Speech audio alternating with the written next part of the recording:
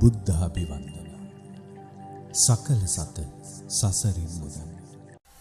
සමන්තා චක්කවාලේසු අත්‍රා ගච්ඡන්තු දේවතා සද්ධම්මං මුනි රාජස්ස සුනන්තු සග්ග මොක්ඛදං ධම්ම ශ්‍රවණ කාලෝ අයං බදන්තා ධම්ම ශ්‍රවණ කාලෝ අයං බදන්තා ධම්ම ශ්‍රවණ කාලෝ අයං බදන්තා.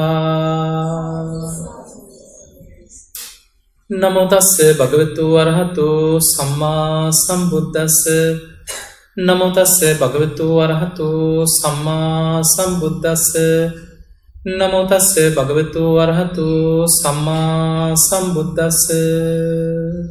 සාදුකය. වාසනාවන්ත පින්වතුනි, ඔබ හැම දෙනාම අද බොහොම ශ්‍රද්ධාවෙන් ඔබේ ජීවිතයට වැදගත් ධර්ම කාරණා ටිකක් ශ්‍රවණය කරන්නයි ධර්ම ශ්‍රවණයට එකතු. බණ ඇසීම කියන්නේ අපිට නිවන් දොරටුවක් වෙනවා. ධර්මය අවබෝධ කරගන්න උපකාර වෙන එක මාර්ගයක් තමයි බණ ඇසීම. ඒ නිසා බණ අහනකොට පළවෙනිම දේ තමයි හිතේ දැඩි අධිෂ්ඨානයක් ඇති කරගන්න ඕන මේ ධර්ම ශ්‍රවණය, බණ ඇසීම ධර්මාවබෝධය පිණිස නිවන් දොරටුවක් බවටම පත්වේවා කියන අධිෂ්ඨානය හිතේ ඇති කරගන්න. පින්වතුනි, අපි ධර්ම දේශනාව ආරම්භ කරද්දී දේව ආරාධනාවක් කරා. සමන්තා චක්කවාලේසු අත්‍රා ගච්ඡන්තු දේවතා සද්ධම්මං මුනි රාජස්ස සුනන්තු සග්ග මොක්ඛදං. දෙවියන්ට බණ අහන්න ආරාධනයක් කරා. දැන් ඔබ ඕන තරම් බණ අහලා ඇති, සූත්‍ර අහලා ඇති, ගොඩාක් ධර්ම දේශනා අහලා ඇති. බුදුරජාණන් වහන්සේ බණ කියනකොට ඒ බුදුහාමුදුරන්ගේ කාලේ බුදුරජාණන් වහන්සේ කොහේවත් බණක් කියනකොට උඹ දෙවියන්ට ආරාධනා කරනවද? බණ අහන්න එන්න කියලා දේව ආරාධනාව කරලාද බණ කියන්නේ? නෑ, එහෙම දේශනාවක් නෑ. බුදුරජාණන් වහන්සේ ආරාධනා කළත් නොකළත් දෙවිවරු පිරිලා ඉතිරිලා බණ අහන්න එකතු වෙනවා. මේ දේව ආරාධනාව අපි පටන් ගත්තේ අපිට ධර්මයේ ලැබුණේ කාගෙන්ද? මිහිඳු මහරහතන් වහන්සේගෙන්. අපි කියන්නේ අනුබුදු මිහිඳු මහරහතන් වහන්සේ.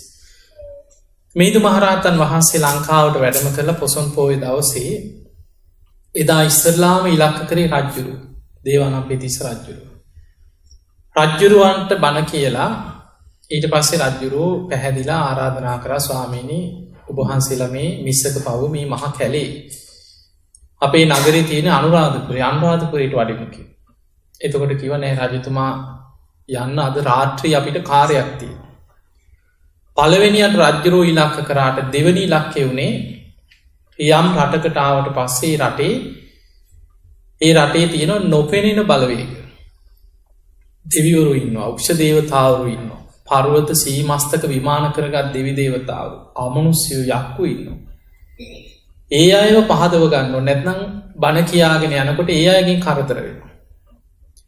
එදා රාත්‍රී මිස්සක පවුවෙම නතර වුණා.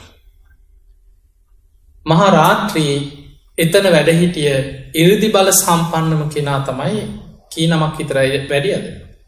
මිහිඳු මහරහතන් වහන්සේ එක්ක ඉත්තිය, උත්තිය, සම්බල, බද්දසාල, සුමන සාමණේරයන් වහන්සේ බඩුක උපාසකයි. සුමන සාමණේරයන් වහන්සේ කියන්නේ ධර්මාශෝක රජුගේ මුණුපුරා. බොහෝම ඉරිදි බල සම්පන්නම කෙනා. උන්වහන්සේට ආරාධනා කරා ඉරිදියෙන් ගෝසාවක් පතුරවන්න කියලා. ඒකයි ආරාධනා ගල කියන්නේ. උන්වහන්සේ මේ ගල මුදුනට නැගලා අභිඥා පාදක ධ්‍යානයකට සමවැදිලා මේ ගෝසාව තමයි පැතිරෙන්නේ. සමන්තා චක්කවාලේසු අත්‍රා ගච්ඡන්තු දේවතා සද්ධම්මං මුනි රාජස්ස. මුනීන්ද්‍රයන් වහන්සේගේ සද්ධර්මයේ ශ්‍රවණය කරා. සුනන්තු සග්ග මොක්ඛදං. මේ ධර්මයේ ශ්‍රවණය කළා ඒ උතුම් නිවන අවබෝධ කරගන්න කාලයයි ධම්ම ශ්‍රවණ කාලෝ, බණ අහන කාලයයි පැමිණෙත්වා, වැඩම කරත්වා දෙවියන්ට ආරාධනා කරා. මුළු රාත්‍රී මුළු මිස්සක පව්වම දෙවි දේවතාවරුන්ගෙන් පිරිලා ගියා කියලා. එදා වැඩම කරපු දවසේ රාත්‍රී සමචිත්ත පරියාය සූත්‍රයෙන් මිහිඳු මහරහතන් වහන්සේ රාත්‍රී අර සුමන සාමණේරයන් වහන්සේ දේවාරාධනාව කරලා එකතු වෙච්ච දෙවි දේවතාවරුන්ට රැහැ බණ කියනවා. එතකොට පොසොන් දවසේ රාත්‍රී කරපු දේශනාව තමයි සමචිත්ත පරියාය සූත්‍රය. එතන ඉඳන් තමයි ලංකාවේ බණ කියනකොට අපේ ස්වාමීන් වහන්සේලා කවුරුත් ওই දේවාරාධනාව කරලා තමයි අද බණ පටන් ගන්නේ. පින්වතුනි, ඊළඟට අපි චුට්ටක් බලමු බණ අහනකොට. ඒ කියන්නේ ඔබ තුල ඔබ අදනේ මේ කවදා කොහේ ගිහිල්ලා බණ ඇහුවත් මේ ධර්මය අවබෝධ කරන ක්‍රමයක් ඔය බණ අහන එක. විමුක්තායතන කියලා අංගුත්තර නිකායේ දේශනාවක් තියෙනවා. ඒකේ බුදුරජාණන් වහන්සේ ධර්මාවබෝධය ලබන ක්‍රම කීපයක් පෙන්නනවා. දැන් සමහරව හිතනවා මේක භාවනාවම විතරයි කියලා. භාවනාවක් නිවන් දොරටුවක් තමයි. බණ ඇසීමත් නිවන් දොරටුවක් කියන. ඔබ අහලා ඇති උග්ගටිතඤ්ඤ විපටිතඤ්ඤ කියන අය මේ ශාසනය තුල බණ අහද්දිමයි ධර්මය අවබෝධ කරන්නේ. උග්ගටිතඤ්ඤ කියන කෙනාට කෙටියෙන් ඇහුවත් ඇති කියලා. එක ගාථාව අහලා ධර්මය අවබෝධ කරන සසර පින් තියෙන අය. ඒ නිසා බණ ඇසීම කියන්නේ නිවන් දොරටුවක්. හැබැයි බණ ඇසීම නිවන් දොරටුවක් වෙන්නේ කරුණු පහක් Taman තුල පිහිටවාගෙන බණ අහන්න කියලා. එතකොට ඒක නිවන් දොරටුවක් වෙන්නේ. මේ කරුණු පහ කෙටියෙන් හරි මතක තියාගන්න. පළවෙනි එක තමයි සුසුසති කියන. ඒකේ තේරුම තමයි අප්‍රමාණ ආසාවකින් බණ අහන්න කියන. හිතේ තියෙන ඕනේ ආසාව ඕනෙම දෙයකට ඉන්නේ. ආසාවක් තිබ්බොත් අපි යමක් ඉගෙන ගන්නේ, යමක් ගැන උනන්දු වෙන්නේ. ආසාවක් තියෙනවා. ඔබ අහලා ඇති දහම් පිපාසයක් තිබ්බ රජ කෙනෙක් ගැන. අපේ බෝසතාණන් වහන්සේගේ සසර ජීවිතය දහම් සොට කියලා අහලා තියෙනවා. දහම් පිපාසයක් තිබ්බා. ඒ වගේ බණ අහනකොට ලොකු ආසාවකින් ධර්මය අහන්න හිත සූදානම් කරගන්න. සුසුසති බණ ඇසීමේ ආසාව. දෙවනි කාරණේ සෝතං ඕදහති. ඒක වැදගත්ම දෙයක්. කන් යොමු කරගෙන ඕදහති කියන්නේ හොඳ අවධානයෙන් කන් යොමු කරගෙන දේශනාවෙම හිත පිහිටවාගෙන බණ අහන්න කියලා. එහෙම බණ අහනකොට බණ අහගෙන යනකොටත් හිත එකඟ වෙනවා. අට්ඨීකත්වා මානසිකත්වා ඕහිත සෝතෝ ධම්මං සුනාති කියලා. බාහිර කිසිම දෙයකට හිත යොමු කරන්නේ නැතුව දේශනාවෙම හිත පිහිටවාගෙන බණ අහන්න දක්ෂ වෙන්න. අදිෂ්ඨානයක් ඇති කර කොහොම හරි මම මේ දේ කරගන්න. එතකොට පළවෙනි එක තමයි බණ ඇසීමේ ආසාව. දෙවැනි කාරණේ දේශනාව තුලම හිත පිහිටවාගෙන බණ ඇසීම. කන් යොමු කරගෙන බණ ඇසීම. ඊළඟට අඤ්ඤාය චිත්තං උපට්ඨපේති. මම මේ ධර්මයේ තේරුම් ගන්නවා, වටහා ගන්නවා, අවබෝධ කර ගන්නවා කියලා හිතේ අදිෂ්ඨානයක් තියෙනවා. ඔබ 이르දිපාද ගැන ඉගෙනගෙන බණ අහලා ඇති. ඒකේ තියෙන චිත්ත 이르දිපාද හිතේ ඇති කරගන්න අදිෂ්ඨාන. මම කොහොම හරි මේක කරගන්නවා. කොහොම හරි මම ධර්මයේ දියුණු කරනවා. කොහොම හරි මම අපායෙ මිදෙනවා. ඒ වගේ අපිට තියෙන ලොකු අදිෂ්ඨානයක්. බණ අහන කොටත් හිතේ අදිෂ්ඨානයක් ඇති කරගන්න. කොහොම හරි මම මේ ධර්මයේ තේරුම් ගන්නවා කියන අදිෂ්ඨානය. හතරවෙනි එක අත්හං ගන්හාත් අර්ථ ග්‍රහණය කරගන්න කියලා. දැන් මේ දේශනාව තුළ වැදගත් කරුණු මතක තියාගන්න. මුළු බණම මතක හිටින්නේ නැහැ නේ. එහෙම කටපාඩම් හිටින්නේ නැහැ. එහෙම හිටපු අය හිටියා. ආනන්ද හාමුදුරුවෝ එහෙම කෙනෙක්. බුදුරජාණන් වහන්සේ යම් දේශනාවක් කරා නම් පටන් ගත්ත වචනේ ඉඳන් අවසානයේ දක්වාම සියල්ල මතකයි. සසරේ ඒ වෙනුවෙන්ම පෙරම් පුරාගෙන 84,000ක ධර්මස්කන්ධය සම්පූර්ණයෙන්ම කටපාඩමින් දරාගත්ත මතක තියාගත්ත. අපිට එහෙම මතක හිටින්නේ නැහැ. හැබැයි ඔබට බණ අහලා ඉවර වෙනකොට සාරාංශයක් මොකක්ද? අඩු ගානේ මොකක්ද මේ කියවුනේ කියලා ඒ බණේ සාරාංශයක් මතක තියාගන්න පුළුවන් හොඳ අවධානයෙන් බණ ඇහුවොත්. ඒ නිසා අර්ථ ග්‍රහණය කරගන්න අත්හං ගන්හාති. ඊළඟට වැදගත්ම දේ තමයි අනත්තං රිංචති. බණ අහනකොට. ඒකයි පටන් ගන්න කලින්ම ඔබට කිව්වේ. බාහිර දේවල් සියල්ල බැහැර කරන්න කියලා. අනත්තං රිංචති. අපේ හිත වෙන අරමුණු ඔස්සේ දුවන දේවල්. එක්ක පෝර්න් එක වෙන්න පුළුවන්. ඔක අතේ තිබ්බොත් හැරෙන් සැරේ බැලවෙනවා නිකන්. සමහරලාවට හිත දුවන නොයි කරුණු ඔස්සේ. ඒ නිසා ඒ අපිට බනහනකොට හිතට බාධා වෙන බාහිර දේවල් ඔක්කොම පැත්තකින් තියලා පැය නම් ඒ පැය අවධානයෙන් බනහන්න පුරුදු වෙන්න. ඔන්න ඔය කරුණු පහ ඇති කරගත්තොත් මතකද? බණ ඇසීමේ ආසාව. හොඳ අවධානයෙන් කන් යොමු කරගෙන බණ ඇසීම. මම මේ ධර්මයේ තේරුම් ගන්නවා කියලා දැඩි අධිෂ්ඨානයක් හිතේ පිහිටවාගෙන බණ ඇසීම. අදාළ ධර්ම කරුණු මතක තියාගෙන අනවශ්‍ය දේවල් බණහනකොට හිතෙන් බැහැර කිරීම. ඔන්න ඔය කරුණු පහ ඇති කරගන්න. ඉතින් අපි ඔබට ධර්ම දේශනාව ආරම්භයේදීම ආශිර්වාද කරනවා. ඔබ හැම දිනාට මේ කරුණු පහම ඇති කරගෙන බණහන්න මේ බණ ඇසීම ඔබට නිවන් දොරටුවක් බවටම පත් වේවා කියලා අපි ආශිර්වාද කරනවා.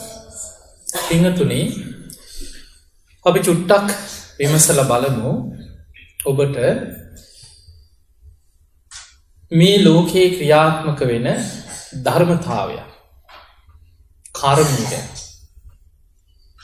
අපි කවුරුත් ඒ ධර්මතාවයට යටත් වෙලයි.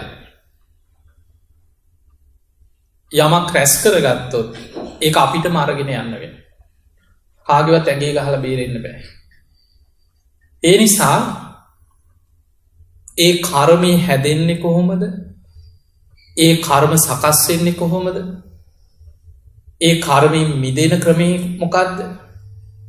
ඊළඟට මරණාසන්න මොහොතේ මොන වගේ කර්ම බලවත් වෙන්න පුළුවන්ද? ඒ වගේ අකුසල් හිතට බලවත් වෙලා වද දෙනකොට කොහොමද කුසල් මතු කරගෙන ඒක යටපත් කරගන්නේ? ඔය වගේ කරුණු කීපයක් අද අපි තේරුම් ගන්න උත්සාහයක් ගමු. දැන් මම ඔබෙන් සාමාන්‍ය කර්මය දන්නවන්නේ. කියනවා නේද මේක මගේ කර්මය කියනවානේ. දැන් ඔබෙන් ඇහුවොත් මොකක්ද කර්මය? මොකක්ද මේ කර්මය? කර්මය ධර්මයේ විස්තර කරන කර්මය කියන්නේ මොකක්ද? මොකක්ද? බය නැතුව කියන්න ඕන එකක්.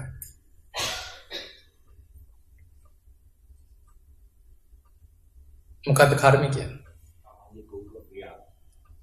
බුදුහාමුදුරුවෝ පෙන්නපු වචනයක් තියෙනවා අපිට. චේතනා. චේතනාහම් භික්ඛවේ කම්මං වදාළා. ඔන්න කවුරු හරි ඔබෙන් ඇහුවොත් මොකක්ද කර්මය කියන්නේ කියලා චේතනාහම් භික්ඛවේ කම්මං වදාළා. මහණෙනි චේතනාව කර්මයයි. චේතයිත්වා කම්මං කරෝති කායේන වාචාය මනසා. චේතනා පහල කරලා අපි කර්ම කරනවා කායේන වාචාය මනසා. සිත කය වචනේ කර්ම රැස් කරනවා. හැබැයි කර්ම රැස් කරන්න චේතනාව පහල කරලා එක් කරන්න. චේතනාව තමයි කර්මයක් වෙන්නේ. එතකොට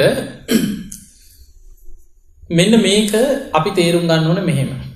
දැන් ගැඹුරින් බණ අහපු අයත් ඇති මේක ටිකක් අහගෙන ඉන්නකො එතකොට තේරෙනවා. දැන් ඔබට මාව පේනව නේද? පේනවා. කොහොමද ඔබ මාව දකින්නේ? ඇසයි රූපයයි විඥානයයි එකතු වෙයි. අපිට යමක් මාව විතරනේ මේ හැම දෙයක්ම ඔබට පේන්නේ කොහොමද? ඇසයි රූපයයි විඥානයයි එකතු වෙයි. ඒකට අපි කියනවා ඇසේ ස්පර්ශය. ඒ ඇසේ ස්පර්ශයත් එක්ක කරුණු තුනක් එකවර වෙනවා. හැබැයි අපි වෙන වෙන මේක තේරුම් ගන්න විස්තර කරනවා. ස්පර්ශය නිසාම විඳීමක් ඇති වෙනවා. විඳින දේම හඳුන ගන්නවා, වෙන දෙයක් නෙමෙයි. විඳින දේම ඇහෙන් හඳුන ගන්නවා. ඒකට අර විඳීමට කියනවා වේදනා. හඳුනා ගැනීමට කියනවා සංඥා. හඳුනගත්ත දේ ගැනම චේතනාවක් පහළ වෙනවා. රූප සංචේතන. අන්න ඒක කර්මය. ඇහැ මුල් කරගෙන කර්ම සකස් වෙන්නේ ඇහි ස්පර්ශයත් එක්ක ඇහැට පේන දේ ගැන චේතනාව පහළ වෙනවා. රූප සංචේතන. දැන් ඔබට මම මේ කතා කරන දේ ඇහෙනව නේද? ඇහෙනවා. ඒ ඇහෙන්නේ කොහොමද? කනයි ශබ්දයයි විඥානය එකතු වෙනවා. සෝත විඥාන. කනයි ශබ්දයයි විඥානය එකතු වෙනවා. ඒකට අපි කියනවා කනේ ස්පර්ශය. ඒ ස්පර්ශයත් එක්කම කරුණු තුනක් තියෙනවා එතන. ඇති වෙනවා. විඳීම්, හඳුනා ගැනීම, චේතනා, වේදනා, සංඥා, සංස්කාර කියන්නේ ඒවට. එතකොට විඳිනවා. ඇහෙන දේ ගැන විඳීමක් ඇති වෙනවා. විඳින හඬ හඳුන ගන්නවා. මේ මොකක්ද කියන්නේ කියලා හඳුන ගන්නවා. සතෙක් කෑ ගැහුවද, එන්න කිව්වද, යන්න කිව්වද, කවුද, කාගේ කටහඬ හඳුන ගන්නවා. සංඥා. ඒ හඳුනගත්ත දේ ගැන හිත ඇතුලේ චේතනාවක් පහළ වෙනවා. සංස්කාර, චේතනා. ශබ්ද සංචේතන, ඒක කර්මයක්. ඊළඟට මේක හොඳට අහගෙන ඉන්න. නාසයට ගඳ සුවඳ දැනෙනවා අපිට. ඒ දැනෙන්නේ නාසයයි ගඳ සුවඳයි විඤ්ඤාණය එකතු වෙන. ඒත් එක්කම කරුණු තුනක් හට ගන්නවා. ඒ ස්පර්ශය. වේ විදීම්, හඳුනා ගැනීම, චේතනා. දැනෙන ගඳ සුවඳ ගැන විදීමක් උපදින. විඳින ගඳ සුවඳ මොකක්ද කියලා හඳුන ගන්නවා. හඳුනගත්ත ගඳ සුවඳ ගැන චේතනාවක් පහළ වෙනවා. ගන්ධ සංචේතනා කියලා අපි එකට කියන එක කර්මයක්. දැන් ওই විදිහටමයි ඊටු ටික කෙටියෙන් මතක තියාගන්න. දිවට දැනෙන රසය ගැන චේතනා පහළ වෙන එකට කියනවා රස සංචේතන. කයට දැනෙන පහස ගැන චේතනා පහළ වෙනවා. පොට්ටබ්බ සංචේතන. හිතට එන අරමුණු ගැන චේතනා පහළ වෙනවා. ධම්ම සංචේතන. දැන් එහෙනම් චේතනාව තමයි කර්මය. දැන් චේතනා රැස් වෙන ස්ථාන කීයක් තියෙනවද? 6ක් තියෙනවා. ඇස, කන, නාසය, දිව, කය, මනස. ආයතන 6ෙම අපිට චේතනා පහළ වෙනවා. ඒ කියන්නේ කර්ම රැස් වෙනවා. ආයතන 6ෙම කර්ම රැස් වෙනවා. දැන් ඕක හොඳට බුද්ධිමත්ව මෙහෙම හිතන්න. ඇහැට පේන රූපයක් පාසා චේතනා පහළ වෙනවා. ඒ කර්ම. කනට ඇහෙන ශබ්දයක් පාසා චේතනා පහළ වෙනවා. නාසයට දැනෙන ගඳ සුවඳට අනුව චේතනා පහළ වෙනවා. දිවට දැනෙන රසයට අනුව චේතනා පහළ වෙනවා. කායට දැනෙන පහසට අනුව චේතනා පහළ වෙනවා. හිතෙන සිතුවිල්ලක් ඔස්සේ චේතනා පහළ වෙනවා නම් ඔබටවත් මටවත් අපි කාටවත් කර්ම රැස් නොකර ඉන්න පුළුවන්. පුළුවන්. බෑ. හැම වෙලේම කර්ම රැස් වෙනවා. කර්ම රැස් නොකර ජීවත් වෙන්න ක්‍රමයක් නෑ අපිට. එහෙම කොහෙවත් ඉන්න ක්‍රමයක් නෑ.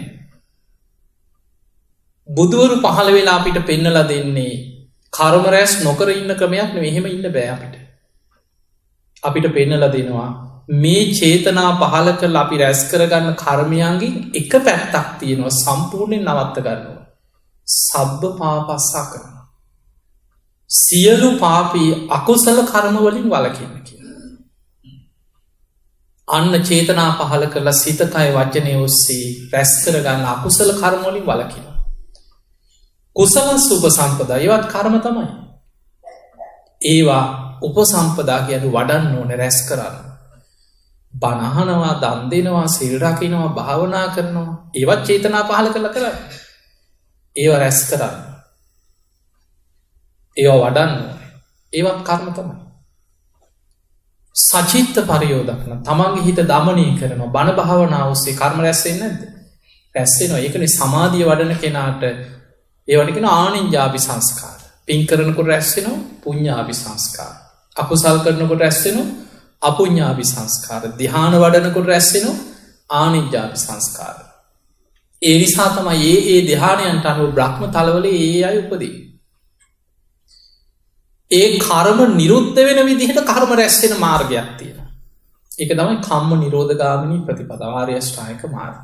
ඒ මාර්ගය තුල බුදුහාමුදුරුවෝ පෙන්නනවා අර පුණ්‍ය පාප මේ සියලු කර්මයන්ගේ විපාක ෂේ වීම පිණිසයි ඒකේ කර්ම රැස් වෙන්නේ. ඒක විතරයි කර්මයන්ගෙන් මිදෙන්න තියෙන මාර්ගය අපිට. එතකොට දැන් කර්මය ගැන ওই විදිහට තේරුම් ගන්න.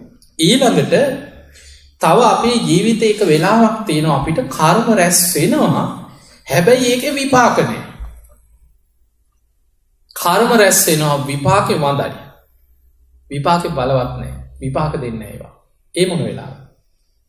නිදාගෙන හීන දකින්නෝනේ අපි. බුදුරජාණන් වහන්සේ සිහින ගැන ධර්මයේ විස්තර කරන්නේ කරුණු තුනක් කියනවා සිහින ගැන. මහණෙනි සිහින කියන්නේ ජීවිතේ වඳ බව කියනවා. සිහින කියන්නේ ජීවිතේ මුලාවක් කියනවා. සිහින කියන්නේ ජීවිතේ ඵල රහිත බව. ඔන්න ඔය වචන තුන තියෙනවා. මේක තියෙන ආදිත්ත පරියාය සූත්‍රය. සිහින ගැන ඔය විස්තරය. එතකොට ඒකට හේතුව දැන් අපි හීනෙන් දැන් අපි හිතමු සමහරලාට හීනයක් දකින්න කවදාවත් හිතපු නැති දෙයක්. ගහ ගන්නවා, රණ්ඩු වෙනවා, බෝම්බ ගහනවා. බෝම්බයක් අතින්වත් අල්ලලා නැහැ කවදාවත්. හැබැයි හීනයක් දකින්න. තරහකාරයන්ගෙන් පලි ගන්නවා. අපි හිතමු එච්චර බරපතල නැති නිකන් සරල හීනයක් ගන්න. ආස කරන දෙයක් තියෙන අනේ ගන්න සල්ලි නෑ. ඕක ගැන හිත හිතා නිදාගන්න. හීනෙන් දකිනෝ මේක හොරකං කරගන්න. දැන් නැකිටපු ගමන් හොරෙද්ද? නෑ ඒක හීනය. ඒක විපාක ශක්තියක් නෑ. ඒක හීනයක්. හීනෙන් දකින්න පුළුවන් නොයේ පෞකාර පාපී දේවල් හීනෙන් පේනවා. හැබැයි ඒවට විපාක ශක්තියක් නෑ. හැබැයි මතක තියාගන්න ඒ හීනත් නවත්ත ගන්න බැයිද? පුළුවන්. ඒකට බුදු හාමුදුරු පෙන්නනවා මෛත්‍රිය වඩනකොට න පාපකන් සුපිනම් පස්සති. පෞකාර හීන පෙන්නෑ කිය. මෛත්‍රී සිත වඩන්න මෛත්‍රී සිත දියුණු කරනකොට හොඳ සිහියෙන් නැකිටින වෙලාව සිහි කරලා මෛත්‍රී අරමුණ හිතට අරන් නිදාගන්න. න පාපකන් සුපිනම් පස්සති පෞකාර හීන දකින්නේ. මෛත්‍රී භාවනාව තමයි නින්දෙදි හිත රැකෙන බලවත්ම භාවනාව. නින්දෙදි හිත රැකෙනවා.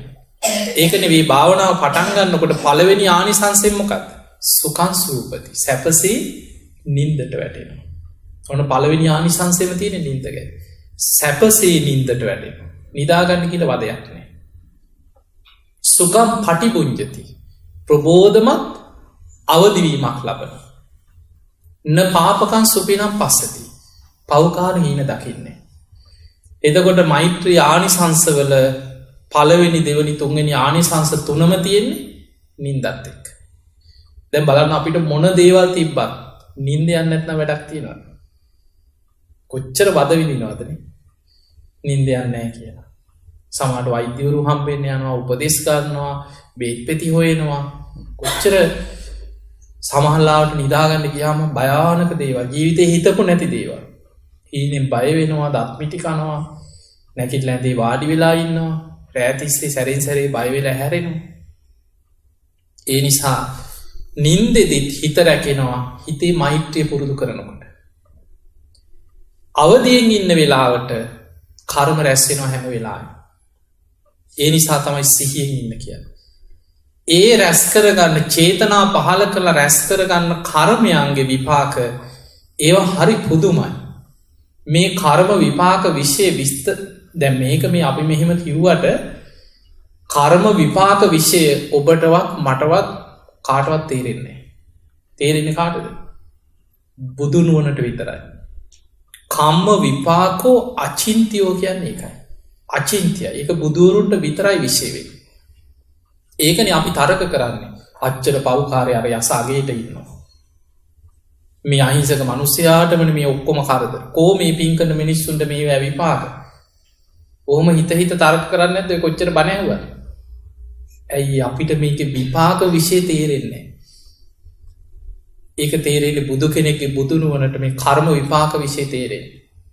හැබැයි අපිට තේරුම් ගන්න බුදුරජාණන් වහන්සේ කොටස් කීපයක් අපේ නුවනට තේරෙන විදිට පේනවා. ඒ තමයි අපි මේ චේතනා පහල කළ රැස් කර ගන්න සමහර කර්ම තියෙනවා මිලව මතුයි.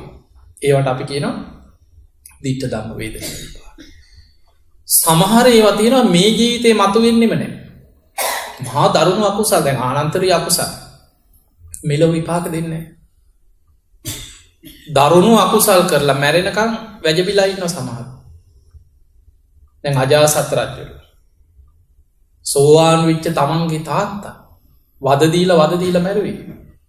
නිකම් පව්කාර මේ රජෙක්කො නෙමේ වෙන කවුරුවත් නෙමේ තමන්ගෙම තාත්ත බිම්බිසා රජ්ජුරුව කන්න නොදී හිර කරලා වදදීලා යටිපතුල් පලලා ධර්මාවබෝධයක් ලබපු රජ කෙනෙක්ව ඒ වදදීල මැරුවේ.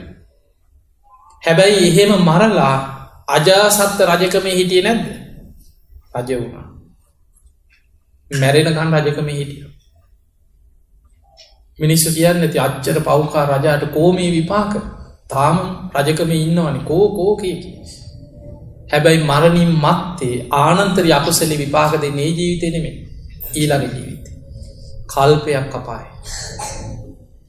එතකොට ඒවට කියන උපපච්ච වේදනය කර්ම. තව සමහර කර්ම තියෙනවා ආත්මයක් දෙකක් තුනක් හතරක් විපාගදිල නතර වෙන්නේ. අපරාපරිවේදනින් නිවන් දකිනකන් සසරයේ විපාක දිදියන් අපරාපරියවේද. එතකොට ඔය වගේ කර්ම විපාක વિશે හරි පුදුමයි. එතකොට ඔය අතර ඔබ අහලා ඇති කුණ්ඩදාන මහරහතන් වහන්සේ ගැන අහලා තියෙනවා. මේ බුද්ධ ශාසනයේ වැඩ හිටියා කුණ්ඩදාන කියලා මහරහතන් වහන්සේ නම. උන්වහන්සේට මහා පුදුම ප්‍රශ්නයක් තිබ්බේ. පැවිදි වෙච්ච දවසේ ඉඳන් යන තැන ගෑණිය පස්සෙන් එනවා වගේ පේනවා ඡායාව. මිනිස්සු ඉතින් නින්දා කරනවා, ගරහනවා, ඒ හාමුදුරන්ට නොයි කතා හදනවා. ඉන්න ආරාම වලින් මිනිස්සු බැනලා පන්නනවා. ඉතින් ඔහොම අන්තිමට බුදුරජාණන් වහන්සේ ළඟට ගියා ගිහින් කිව්වනේ ස්වාමීනි භාග්‍යවතුන් වහන්සේ මම බොහොම සිල්වත් කෙනෙක්. මං නිවන් දකින්න මේ වීරිය වඩන කෙනෙක්. ස්වාමීනි මට මේ වගේ බොහෝ අභූත චෝදනා එනවා. මේ කාන්තාවක්ම මේ මගේ ළඟ ඉන්නවා, මෙහෙම මගේ පස්සෙන් ඉන්නවා කිය මිනිස්සු චෝදනා කරනවා. බුදුරජාණන් වහන්සේ වදාළ ඔබට ඕකෙන් ගැලවෙන්න වෙන ක්‍රමයක් නැහැ කිව්වා. මේ සසරේ ඔබ කරපු කර්ම විපාකයක් කිය ඔබට එන්නේ. ඔබ වීරිය වඩලා රහත් වෙන්න කිව්වා. එතකොටයි කියෝක නැති වෙන්නේ. එතකන් ඡායාවක් පේනවා. බුදුරජාණන් වහන්සේ කියනවා ස්වාමීනි මොකක්ද මේ සසරේ කරපු කර්මය? ඔන්න බලන්න සමහර කර්ම මේ කාශ්‍යප බුද්ධ ශාසනය සසරේ නිවන් දකින්න පින් කරගෙන ආපු කෙනෙක්. ඒ කාලේ උක්ෂ දේවතාවෙක් වෙලා දේවතාත්මික ඉපදිලා හිටියා. කාශ්‍යප බුද්ධ ශාසනයේ පස්සේ කියන්නේ කාශ්‍යප බුදුහාමුදුරුවෝ ශාසනයේ තියෙන කාලේ උක්ෂ දේවතාවෙක්. දෙවිවරු ඔක්කොම සම්මාදිට්ඨික නෑ මතක තියාගන්න. මිත්‍යා දෘෂ්ටික දෙවිවරු ඕන තරම් ඉන්නවා. දැන් මේ උක්ෂ දේවතාවා ඉන්නකොට ඔය අතරේ කාශ්‍යප බුද්ධ ශාසනයේ පැවිදි වෙච්ච ස්වාමීන් වහන්සේලා දෙනමක් හිටියා. දෙන්න පුංචි කාලේ ඉඳන් යාළු. එකට ඉස්කෝලේ ගියා, එකට හැදී වැඩුණා. එකට ඉතින් ඒ කාලේ ශිල්ප ශාස්ත්‍ර හැදෑරුවා. ඊට පස්සේ දෙන්නම කතා වුණා අනේ අපි මේ හරියන්නේ නැහැ මේ කාමභෝගී ජීවිත අපි පැවිදි වෙමු. දෙන්නම එකට පැවිදි වුණා කාශ්‍යප බුද්ධ ශාසනය. පැවිදි වෙච්ච දවසේ ඉඳන් එකට ධර්ම සාකච්ඡා කරන උදේ එකට නැගිටිනවා එකට එකපාරේ තමයි පින්ඩපාත යන්නේ. දැන් දෙන්න හරි යාළුවෝ. ඔහොම ඉන්නකොට දැන් අනිත් අයත් කියනවා මේ දෙන්නගේ පුදුම හිතවත්කම, පුදුම යාළුකම. මේ දෙන්න නම් බිඳවන්න බෑ. ඔහොම කියන්නේ නැද්ද? ඔහොම කියනවනේ දැන් දෙන්නේ බොහොම හිතවත්කමින් යාළුකමින් ඉන්නකොට ඔහොම නිකන් අනිත් අය කියනවා මේ දෙන්නගේ පුදුම හිතවත්කම. මේ දෙන්න නම් තරහ කරන්න බෑ. එහෙම කියනකොට මතක තියාගන්න සමහර නොපෙනෙන බලවේග ඉන්නවා. ඒ අහගෙන ඉඳලා උපක්‍රම යොදනවා. ඒව දැන් මිනිස්සු අතරත් නැද්ද? ඔහොම කියනකොට දැන් කාට හරි තරහ යන්නේ නැහැ කිව්වොත් බලමුකෝ තරහ ගස්සලා කියලා නිකන් කේන්ති ගස්සන්න උත්සාහ කරන චරිත නැද්ද? ඉන්නවා. ඒ වගේ මේ කහගෙන ඉඳලා අර දේවතාව කල්පනා කරා දෙන්නගේ මිත්‍රත්වය පරීක්ෂා කරන්න. පොඩි පරීක්ෂාවක් කරලා බලන්න. චෙක් කරන්න හිතුවා. ඔය අතරේ මේ ස්වාමීන් වහන්සේලා දෙන්න ඉතින් පෝය කරන දවසක් මාසෙකට දෙපාරක් පෝය කර්ම කරනවා. උන්වහන්සේලා යන්න ඕනේ කැලේ මැද්දෙන් යන්න ඕනේ ඈත තියෙන මේ පෝය සීමාවකට. ඔහොම දැන් දෙන්න එකට යනකොට දැන් කැලේ මැද්දෙන් යනකොට එක තැනකදී මේ එක ස්වාමීන් වහන්සේ නමකට ටිකක් බඩේ අමාරුයි වගේ කිව්වා මේ ස්වාමීනි මේ මට චුට්ටක් කැලේට යන්න ඕනේ කියලා. හොඳයි නම් උපාසකකින් ඉක්මනට එන්න කිව්වා. දැන් යාළුවා වුණා පස්සෙන් යන්න පුළුවන් වැඩක් නෙවෙයිනේ. අර ස්වාමීන් වහන්සේ කැලේ ඇතුළට ගියා. ඉතින් කැලේ ඇතුලේ මේ වැසිකිලි ඔක්කොම තියෙනවද පහසුකම්? නෑ වතුර හොයාගෙන ඉතින් ඔය ගිය කාර්ය කරගෙන එනකොට අනේ වෙලා ගියා. ඒ කැලේට ගිය ටිකට අර දේවතාව මොකද කරේ? දෙන්නගේ මිත්‍රත්වය පරීක්ෂා කරන්න කාන්තාවක් වගේ වෙස්වලාගෙන අර කැලේ පැත්තට ගිය ස්වාමීන් වහන්සේ ගිය පැත්තෙන් නිකන් රෙදි හද සැක හිතෙන විදිහේ ඡායාවක් මවල පෙන්වුවා අනිත් භික්ෂුවට. ටිකක් වෙලා ගියා වතුර හොයාගෙන ඉති වැඩේ කරගෙන ඉන්න අර හාමුදුරන්ට සැකයක් ඇති වුණා. මේ ගිහිල්ලා මෙච්චර වෙලා ගියේ මේක තමයි කියලා. අනේ අර ස්වාමීන් වහන්සේ ටිකක් පරක් වෙලා ආපු ගමන් කිව්වා දුස්සීලයක් උඹත් එක්ක මගේ ආය ඇසුරක් නැහැ කියලා. කියපු ගමන් අර ස්වාමීන් වහන්සේ කිව්වා අනේ ඇයි මොකද්ද මං කරපු වැරද්ද? නෑ කතා නෑ කිව්වා. දෙන්නම සද්ද නැතුව ගියා පොය කරා.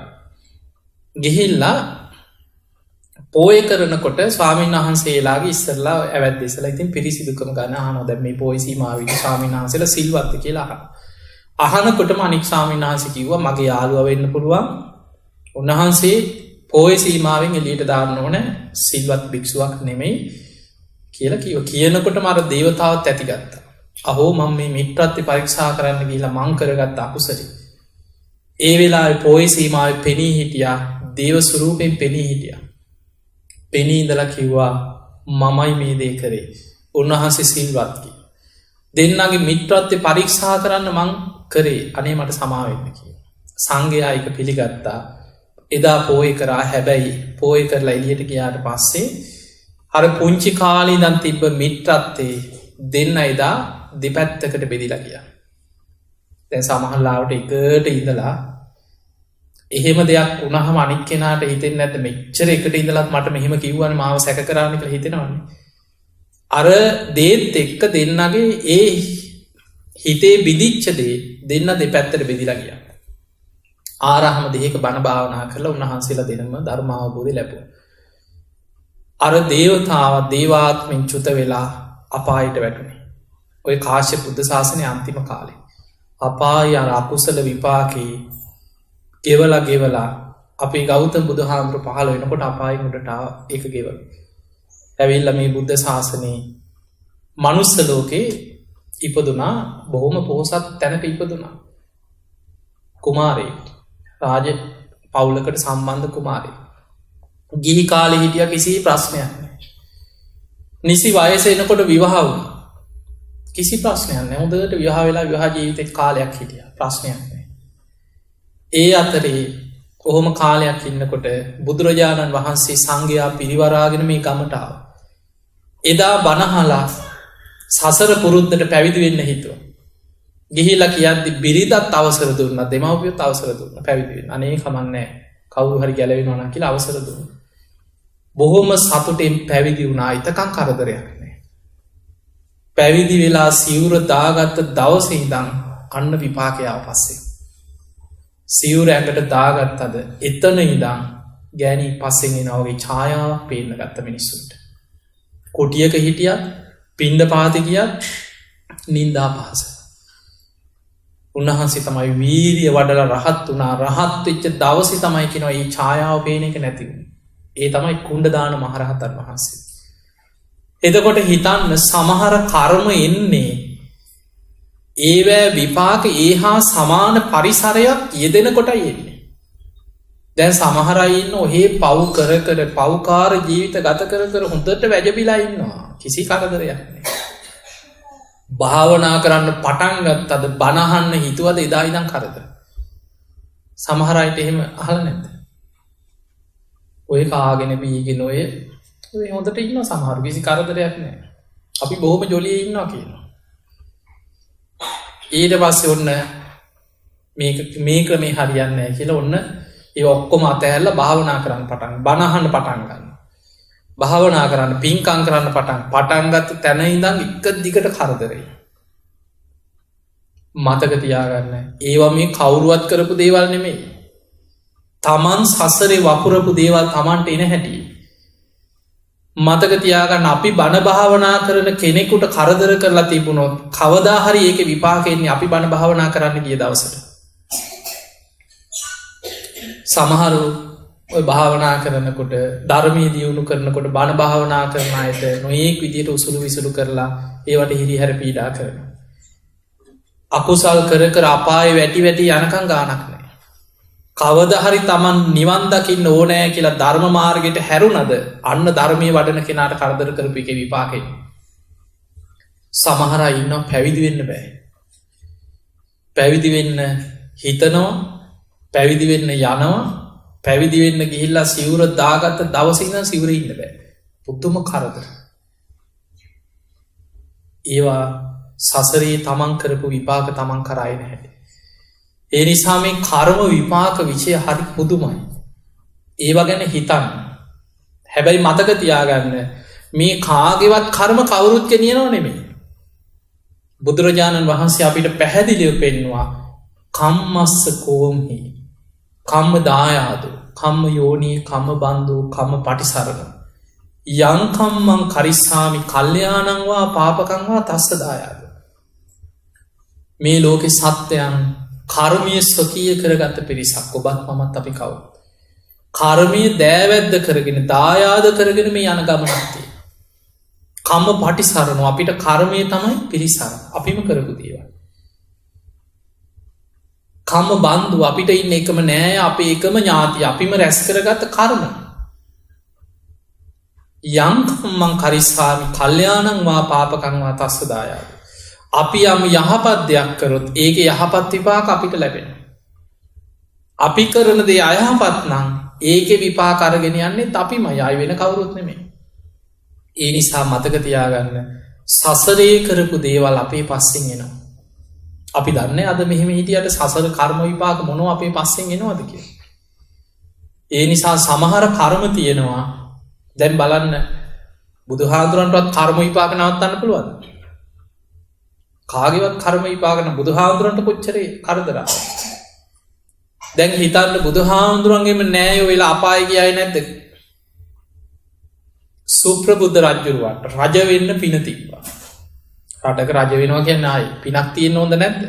කන්න නැති ඉන්න ගෙයක් නැති යනනමන් නැති මිනිස්සු කොච්ච දැනින්දියාව ගත්තම කොච්චර ඉන්නද. එතකොට ඒ අතර ඒ යම් විශාල ප්‍රදේශයක රජෙක් හැටියට සියලු දෙනාගෙම ඒ දේවල් බුක්තිවිදිනවා කියන්නේ පෙර පිනක් තියෙනවා. සුප්‍රබුද්ධ රජ්ජුරුවන් රජවෙන්න පින තිබ්බා. ඊළඟට තමන්ගේ දරුව හැටියට මහා පින්වන්ත සසරේ කල්ප ලක්ෂ ගනම් පෙරුම්පුරපු මහා පින්වන්ත කෙනෙක් තමන්ගේ දියණියක් හැටියට තමන්ගේ ලෙයින් ඉපැද්දෙව. යසෝදරාවගේ තාත්තා. එතකොට බුදුරජාණන් වහන්සේ බෝසතාණන් වහන්සේ දැක්කේ නැද්ද? ඇස් දෙකින් දැක්කා. බුදු කෙනෙක් ඇස් දෙකින් දකින්න පින ලැබෙන. රජකම් කරා. හැබැයි අද කොහෙද? පොළොව පලාගෙන අපායට වැටුනේ. බුදුහාමුදුරන්ගේ මාමණ්ඩි සුප්‍රබුද්ධ රජු. මස්සීනාට මොකද වුනේ? දේවදත්ත. ඒත් පොළොව පලාගෙන අපාය. එතකොට අපිට පේනවා මේ බුදුහාමුදුරන්ගේ නෑයෝ කියලා බේරෙන්න පුළුවන් වුණාද? තමන් සසරේ වපුරපු දේවල් තමන් සසරේ අරගෙන යන.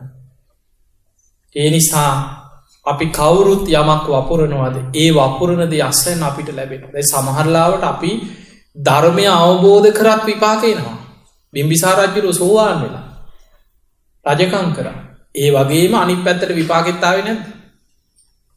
පොඩි දුකක්ද කන්න නැතුව මැරෙන්න දාලා තියෙනවා කියන්නේ හිර කුටියක දාලා. දවස් ගානක් කන්නත් නෑ වතුරත් නෑ. මේ නිකම් මිනිස්සෙක් නෙමෙයි රට පාලනය කරපු රජ කෙනෙක්. මානසිකව කොච්චර ඇද වැටෙන්න ඕනද? දේවියටවත් මුලින් බලන්න දුන්න අන්තිමට ඒකත් නැවැත්තුවා. කෑම හංගගෙන ගෙනාව ඒකත් නැවැත්තුවා. ඊළඟට තමන්ට කන්න දෙන එක අඹරලා ඇගේ ගහගෙන සලුවකින් වහගෙන ආවා කියලා. සූර්ලා යන්තම් ගුලියක් හදලා අනේ කටේ තියන. ඒකත් නැවැත්තුවා. අන්තිමට කාටවත් බලන්න දෙන්නේ නැහැ. ඒත් නිකම් මැරෙන්න දුන්නෙත් නෑ. වද දීලා මරපන් කියලා වදකයන්ට අණ කරේ. කකුල් පළලා ලුණු දාලා ගිනි පොකුරට ඇවිත් එතකොට ඒවා සෝවාන් වුණත් එච්චර විපාකයක් සසරේ කරපු කර්ම. ඒ නිසා මතක තියාගන්න කර්ම විපාක කියන්නේ මහා පුදුම දේවල්. කර්මය ගැන හිතන්න. ඒ හිතනකොට අපිට ගොඩාක් මේ අකුසල් වලින් වළකින්න පුළුවන් හැකියාවක් එනවා. අපි කර්මය ගැන හිතනකොටයි මතක් වෙන්නේ. යමක් කරන්න හිතනකොට මතක් වෙනවා මේ දේ කරොත් මේකේ විපාකෙ මට අරගෙන යන්න වෙනවා. කර්මය ගැන නිතර හිතන්න කියන්නේ ඒකයි. එතකොට හිතට කේන්තියක් වෙනවා. ෂණයෙන් මතක් වෙනවා නෑ මම මේ දේ කරොත් මටම සසරේ මේ කර්ම විපාක අරගෙන යන්න වෙනවා. අන්න හිත නවත්ත ගන්න පුළුවන්. ඒ නිසා පින්වතුනි ලේසි නෑ මේ සසරේ හිතේ ස්වභාවය. කර්ම විපාකවල ස්වභාවය. ඔය ලංකාවේ දැන් ටික කාලයක් මාව හම්බෙන්න මම ලංකාවේ ඉන්නකොට සවුදා සෙනසුරාදා වගේ දවස් වෙන් කරලා තිබුණා. දැන් අවුරුද්දකට එකහමාරකට වගේ කලින් තරුණ දරුවෙක් අවුරුදු මං හිතන්නේ 22ක් 23ක් වගේ ඇති. ඒ ළමයා එනවා. ඇවිල්ලා ඉතින් අර මිනිස්සු මාව හම්බෙන්න අතරතුර හම්බෙන්න ඇවිල්ලා දවසක් ඇවිල්ලා කිව්වා හාමුදුරන්ගේ කකුල් දෙක අල්ලලා මට වදින්න ඕනේ කිව්වා. ඉතින් පුතෙක් මං කිව්වා කමක් නැහැ කියලා. ඊට පස්සේ කකුල් දෙක අල්ලගෙන ඔළුව තියාගෙන අඬනවා. ඊට පස්සේ මං ඔළුව අත ගාලා ඇහුවා ඇයි දරුවෝ කියලා. කතා කරේ නෑ. එහෙම එළියට පැනලා මේ දිව්වා. පස්සේ මම බලද්දි ගේට්ටුවෙනුත් ගිහිල්ලා ආවා. ආයි මාස 4-5කට පස්සේ ආවා. ඒ ඇවිල්ලත් ඇඬුවා. මං ඇහුවත් මට මතකයි ඔයා ආවා පුතේ මොකක් හරි ප්‍රශ්නයක් තියෙනවා නම් කියන්න කියලා. වැඩක් නෑ හාමුදුරනේ මං අපායේ තමයි කිව්වා. මං ඉතින් ගණන් ගත්ත මං hina වෙලා කිව්වා. ඉතින් එහෙම අපාය යන්නේ නෑනේ. දැන් ඔයා තාම මනුස්ස ලෝකෙනේ ඉන්නේ. ඔයාට තාම ඕනේ දෙයක් වීරියෙන් අකුසලයක් නම් යටපත් කරන්න පුළුවන්. ඉතින් ඔයා කියන්න කියලා. බුදුහාමුදුරන්ටවත් මාව බේරන්න බෑ කිය ඔබ වහන්සේට තියා. ඉතින් බරපතලම දෙයක් වෙන්න බෑනේ. එහෙම කිව්වා. ඉතින් කියන්නේ කියලා අඬනවා යනවා. එදත් ගියා. ඊට පස්සේ දවසක් ආපු වෙලාවේ මම හම්බෙන්න ආපු කීප දෙනෙක් හිටියා. මං ඉතින් එළියට ආවලා මං කිව්වා පුතේ දැන් කවුරුත් නැහැ මෙතන ඉන්නේ ඔයයි මායි විතරයි. ඔයාට ඕනේ ප්‍රශ්නයක් මාත් එක්ක කියන්න. මං අහගෙන ඉන්නා. මට පුළුවන් දෙයක් නම් මට තේරෙනවා ඔයාගේ මොකක් හරි දෙයක් ඔයා කියාගන්න විදිහක් නැතුව මේ මාව හම්බෙන්න එනවා. ඔයා කියන්න කියලා. ඊට පස්සේ ඉතින් කීව වැඩක් නෑ හාමුදුරනේ මං අපායි තමයි කිව්වා. මං කිව්වා නෑ එහෙම නෙවෙයි ඔයා කියන්නකෝ ඉතින් මොකද්ද ඔයාට උනේ කියලා. සමහර දේවල් බේරෙන්න බැරි දේවල් තියෙනවා කර්මය. ඒ ළමයා කියන පුංචි කාලේ තියෙන විස්තරය. අම්මයි තාත්තයි දන්න කාලේ ඉඳන් යකා යක්ෂණී වගේ කියලා. මොකද තියෙනවා ලංකාවේ. හරියට බීලා ඇවිල්ලා ගහනවා කිව්ව අම්මට ගහනවා. නංගි කෙනෙක් හිටියා කිව්වා අවුරුදු 15 16 වෙනකොට ගෙදරින් කරදර නිසාම පැනලා ගියා කියලා. ඊට පස්සේ ඉතින් මේ ළමයාට අක්කායි. ඉතින් මේ ළමයා පොඩි කාලේ ඉඳන් හරියට කියන සමහර දවස්වලට ඇය එළි වෙනකන් වැසිකිලි. එක්ක ඇදාස්සි. දොර ආස්සට ගිහිල්ලා තාත්තෙන් ගහලා ගුටි කානකොට දොර ආස්සේ රිංගපුවාම එහෙම දොර ආස්සේ නින්ද යනවා කිව්වා. එක සැරයක් අම්මගේ අතක් කැඩුවා කිව්වා. ඊට පස්සේ ඔළුව පැලුවා කිව්වා ගහලා. ඒ වගේ හරියට වද දෙන සසර හතුරු එහෙම හම්බෙනවා කර්ම විපාක වලට. ඒ ළමයා කියන දවසක් ඒ ළමයාට අවුරුදු මං හිතන්නේ 15ක් හරි 16ක් හරි 14 හරි වයසේදී දවසක් ඒ තාත්තා ඉතින් ඇවිල්ලා බීලා ඇවිල්ලා අම්මට අල්ලගෙන ගහලා කිව්වලු අද මේ කියෝ මරනවා කියලා. කියලා ගියා කියෝ බොන්න. දැන් දන්නවා මේ ළමයා දැන් බීලා ආවම අද රෑ ආයි යුද්ධයක්. දැන් බීලා එනකොට මේ ළමයා මොකද කරේ? කෑ ගහගෙන එනකොට කුණු හරප කියාගෙන දොර ආසර රිංගුවා. ඉස්සරහට පුතාද දැක්කේ ගැහුවා දරුවට. දොර ආසරට රිංගලා හිටියා. ආපු ගමන් ඉතින් අම්මට ගහලා ඒ ළමයා කියනවා මට පේනවා අම්මව බිත්තියේ ඔළුව ඇනලා ඊට පස්සේ අම්මව බිම දාගෙන අම්මගේ බෙල්ල මිරිකනවා කියලා. ඒ අම්මා අතපය පොලේ ගහනවා බෙල්ල හිර වෙනකොට. මේ ළමයා දොර ආස්සේ ඉඳන් බලාගෙන ඉඳලා දැන් ඒ දරුවගේ කරගන්න දෙයක් නැහැ අම්මා මරයි කියන බයට දොර ආස්සේ තිබ්බ කර්ම කියන්නේ පොරව. තේරෙනවනේ වෙච්ච දේ. අම්මා මරයි කියන බයට ගැහුව පොරවෙන් තාත්තට. ගහපු පාර කැරකිලා වැදුනේ පොරවේ අනිත් පැත්ත. තාත්තා ලේ දාගෙන නහයෙන් කටෙන් ඇදගෙන වැටුණා. පොරවත් දාලා ළමයා පැනලා දිව්වා. ඊට පස්සේ මට ඒ දරුවා කියපු විදිහට දවස් 2-3කට පස්සේ තාත්තා ඉස්පිරිතාලේ සිහිය ඇවිල්ලා තියෙනවා. ඒ තාත්තා කොහොම හරි කියලා තියෙනවා මේ මට දැක්කොත් අඳුරන්න පුළුවන් මගේ පුතා නෙමෙයි කියලා කොහොම හරි ළමයා බේරුවා. ඊට පස්සේ ඉතින් කණෙන් ලේ ගියා ගෙදර ආවා කීවා ටික දවසක් හිටියා කොහොම හරි තාත්තා නහයෙන් ලේ යනවා සිහි නැතුව වැටෙනවා කලන්තේ හැදෙනවා ඔහොම ඉඳලා තාත්තා නැති වෙනවා. එතකොට දැන් මේ දරුවට වයස අවුරුදු 20 ගානක් 23ක් හරි 24. ඉතින් ඇවිල්ලා අඬලා කියනවා හාමුදුරනේ ඔබ වහන්සේට මාව බේරන්න බෑ කියලා. බුදුහාමුදුරන්ටවත් මාව බේරන්න බෑ කියලා. මං ඉතින් අපායේ තමයි කියලා අඬලා යනවා. බේරන්න පුළුවන් අපිට. කර්මයෙන් පැටලෙන පටලැවිලි බා. ඒ දරුවා හරි පව් ඉතින් මට හරි දුකයි. ඒ දරුවා කියනවා කැලණි ඔබ දන්නවා අනිත් චෛත්‍ය වගේ නෙමෙයි රෑ එළි වෙනකන් ඇරලා තියෙනවා. ඒ ළමයා කියනවා රෑ 11ට මාට විතර රෑට යනවා කියලා කැලණියට. එළි වෙනකන් චෛත්‍ය දිහා බලාගෙන අඬනවා කියලා. හොඳට බණ අහනවා. හොඳට ධර්මයේ තේරෙනවා. බණ අහනකොට ජීවිතය ගැන වෙච්ච දේ ගැන තේරෙනවා පසුතැවෙනවා. නමුත් ආපස්සට හරවන්න පුළුවන් බෑ. ඊට පස්සේ මම නිකන් ඒ හිත මට තේරෙන්නේ නැති නිසා මොකද මන් දන්නේ නැහැ මේ වෙලාවේ සිතුවිල්ල. මං කියව පුතේ ඉතින් ඔයා මේ වෙලේ අම්මව බේර ගන්නනේ නෑ හාමුදුරනේ මට කේන්තියයි මේ වෙලේ තාත්තත් ගැන කේන්තිය මාවක මරන්න හිතුනක්. ති හිතට එන සිතුවිලි. කර්ම විපාක කියන්නේ හරි පුදුමයි. ඒ නිසා සමහර ඒවා අපිෝ පරිසරයෙන් ගිහිල්ල පටල්ලා ඉතන්ට අතහරින මතක තියාග. සමහර පුද්ගලයෝ ඉන්නවා බේරෙන්න්න බැරි විදියට. ආපස්සට හිතනකොට වැඩේ වැරදිලා ඉවරයි. මං ගොඩාක් බන්ධනාගාරවල බණ කියලතිය. හරියට ම භාවනාවට සටහන් කරන ඉර කාරවෙල් ලුගහටනය වෙච්චි මිනිස්වරෙන් ලංකාව හරියටම වැඩ සටහන් කර. සමහර චරිත පුදුමයි වීරිය වඩනය.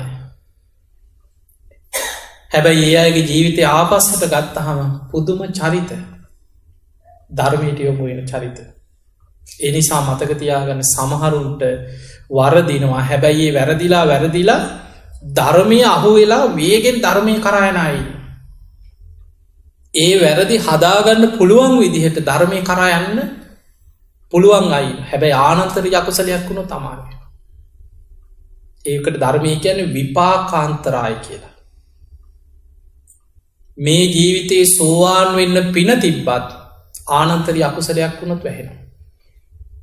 අජාසත් රජ්ජුරෝ කියන්නේ සෝවාන් වෙන්න පිනක් ඇතුව ඉපදිච්ච කෙනෙ. වැඩේ වැරදිලා පස්සේ කාලි බුදුහාන්දුරගෙන් බණහන්නෙන. එහෙම බණහන් ඇවිල්ලා ඔය අජාසත් රජ්ජුරුවන්ටම කරපු දේශන ගොඩත්තිය. දවසක් බණ අහගෙන ඉඳලා රජ්ජුරුව කිනව සාමීනි මට රාජකාරි වගේයක් තියෙනවා කියලා ඒ බණ ඉවරලා වැදලා නැකිටලා යන. එතනින් නැකිල්ල යනකොට බුදුරජාණන් වහන්සේ ආනන්ද හාමුදුරන්ට සිහිපත් කරන ආනන්දය අජාසත්ත රජ්ජුරුව පීට්‍රු ගහතන අකුසලේ නොකරා නං අද මේ බණටි කහල මෙතනින් නැකිටිනි සෝවාන් වෙලාකි. එතකොට බලන්න සෝවාන් වෙන්න අවශ්‍ය සද්ධර්මය ලැබුණා. ඒ ලැබුණි සාමාන්‍ය කෙනෙක් ගෙන්නෙමෙයි බුදුරජාණන් වහන්සේගෙන් මයි ලැබුණ. කල්්‍යයානමිට්ට සේවනයේ සද්ධර්මශ්‍රවනයේ බාහිරින් ලැබුණ. හැබැයි ඒ වෙනකොට ආනන්තරී අකුසලින් වැහිලා හිටිය. අද අපායි. ඒ නිසා ධර්මය අවබෝධ කරන්න පින තිබ්බය අවස්ථාව අහිමි කරගෙන අපාය වැටල තියෙන ඕනත. දවසක් බුදුරජාණන් වහන්සේ රජගහනුවර සිදුවීමක් තියෙනවා. නගරි වඩිනකොට වයසක දෙන්නෙක් පාර යනවා තැටි දෙකක් කරන්න හිඟමනය බහල ඇතිව කතා. බුදුරජාණන් වහන්සේ මේ නතර වෙලා ඒ දෙන්න දිහා බලනකොට අනුකම්පා සහගත සිනහාවක් පහළව. හිනාවෙනවා කිවට මතක තියාගන අපි හිනාවෙන ක්‍රමයයි බුදුවරු සිනහ පහල කරනකොට ධර්මය ගැන හසිතු උපාදය කියලා. එක කෙලෙස් සහිත හිනාවක් නෙමේ. හසිතු උපාදය. බුදු කෙනෙක් සිනහ පහල කරනකොට මේ සතර දළදාගින් සුදු බුදුරැසක් විහිදෙන. ඒ සුදු පාට බුද්ධ රශ්මිය සිරස වටා ප්‍රදක්ෂිනා වෙලා බුදුරැස් වලල්ලක් අහසට පැනනගෙන. ආනන්ද හාදුරු පිටිපස්සෙන් වැඩිය දැක්ක සුදු බුදුරැසක් දත්තගින් විහිදිලා සතර දළදාගින් විහිදෙන බුදුරැස සිරස වටා ප්‍රදක්ෂිනාවෙන්. ආනන්ද හාදුරහන ස්වාමීනී විශේෂ කාරණයක් නිසාද මේ සිනහ පහල කර. එතකොට බුදුරජාණන් වහන්සේ ආනන්ද හාදුරට පෙන්වා ආනන්දය අන්න අර අය දැක්කද කියලේ. ආනන්ද හාදුරු බලාගෙන හිටිය බලාගින්දලක ස්වාමීනී මේ නගරි මීට බොහෝ කාලෙකට පෙර මේ නගර හිටිය ධනවත්ම සිටුවරයයි සිටුදියනයයි නේද කියොමේ. බුදුරජාණන් වහන්සේ අදල ආනන්ද මේ දෙන්නා තරුණ කාලි ධර්මය අවබෝධ කරන්න මහන්සි ගත්තා නං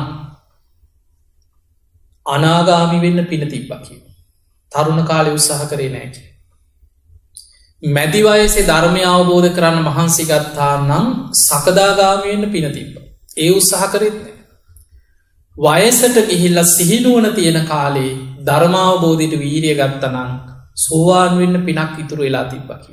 ඒ උත්සාහ කරෙත්නෑ. මතක තියාගන්න මේ පින හැමදාම තියෙන්නේ අපිට. පින කියන්නේ විපාකදීල අවසන් වෙන. පිනේ විපාක අවසන් වෙනකොට අද රජගෙදර හිටියත් එකරැයි මහපාරට වැටෙන පුළුව. කොසොල් රජ්ජුරු දඹදිව ප්‍රබලම පාලකය මැරුණෙකොයිද අම්බලමි කාත් කවරුවන් නැතු අම්බලමක මැරලගේ. පින ගෙවෙනකොට එක රැයින් සියල් නැතිවේ. සමහර අය බලන්න ඔබම දන්න චරිත ගැන හිතන්න නිකන් බොහොම වැජබිලා බල සම්පන්නව නිකන් අපිට ඕන දෙයක් කරන්න පුළුවන් කියලා හිතාගෙන හිටපු අය සමහරු මේ හොඳට කතා කරලා ටික දවසකින් මායි බලනකොට එක්කෝ එක තැන් වෙලා එක්ක රෝද පුටුවේ සමහර අය සම්පූර්ණ එක්ක පැත්තක් පණ නැති වෙලා සම්පූර්ණ කඩාගෙන වැටිලා එක්කෝ ව්‍යාපාර ඔක්කොම කඩාගෙන වැටලා එක්ක බංකොලොත් වෙලා හිතා ගන්න බෑ මිනිස්සු පිනගෙවිලා අවසන් වෙනකොට කෙනෙක් කඩාගෙන වැටෙනා ජීවිතේ සම්පූර්ණ අනිත් පැත්ත ගැහෙන්න පුළුවන් මේ ඔක්කොම සෙල්ලම් මේ ඔක්කොම හැමදේම පිනත් එක්ක රැකිලා තියෙනවා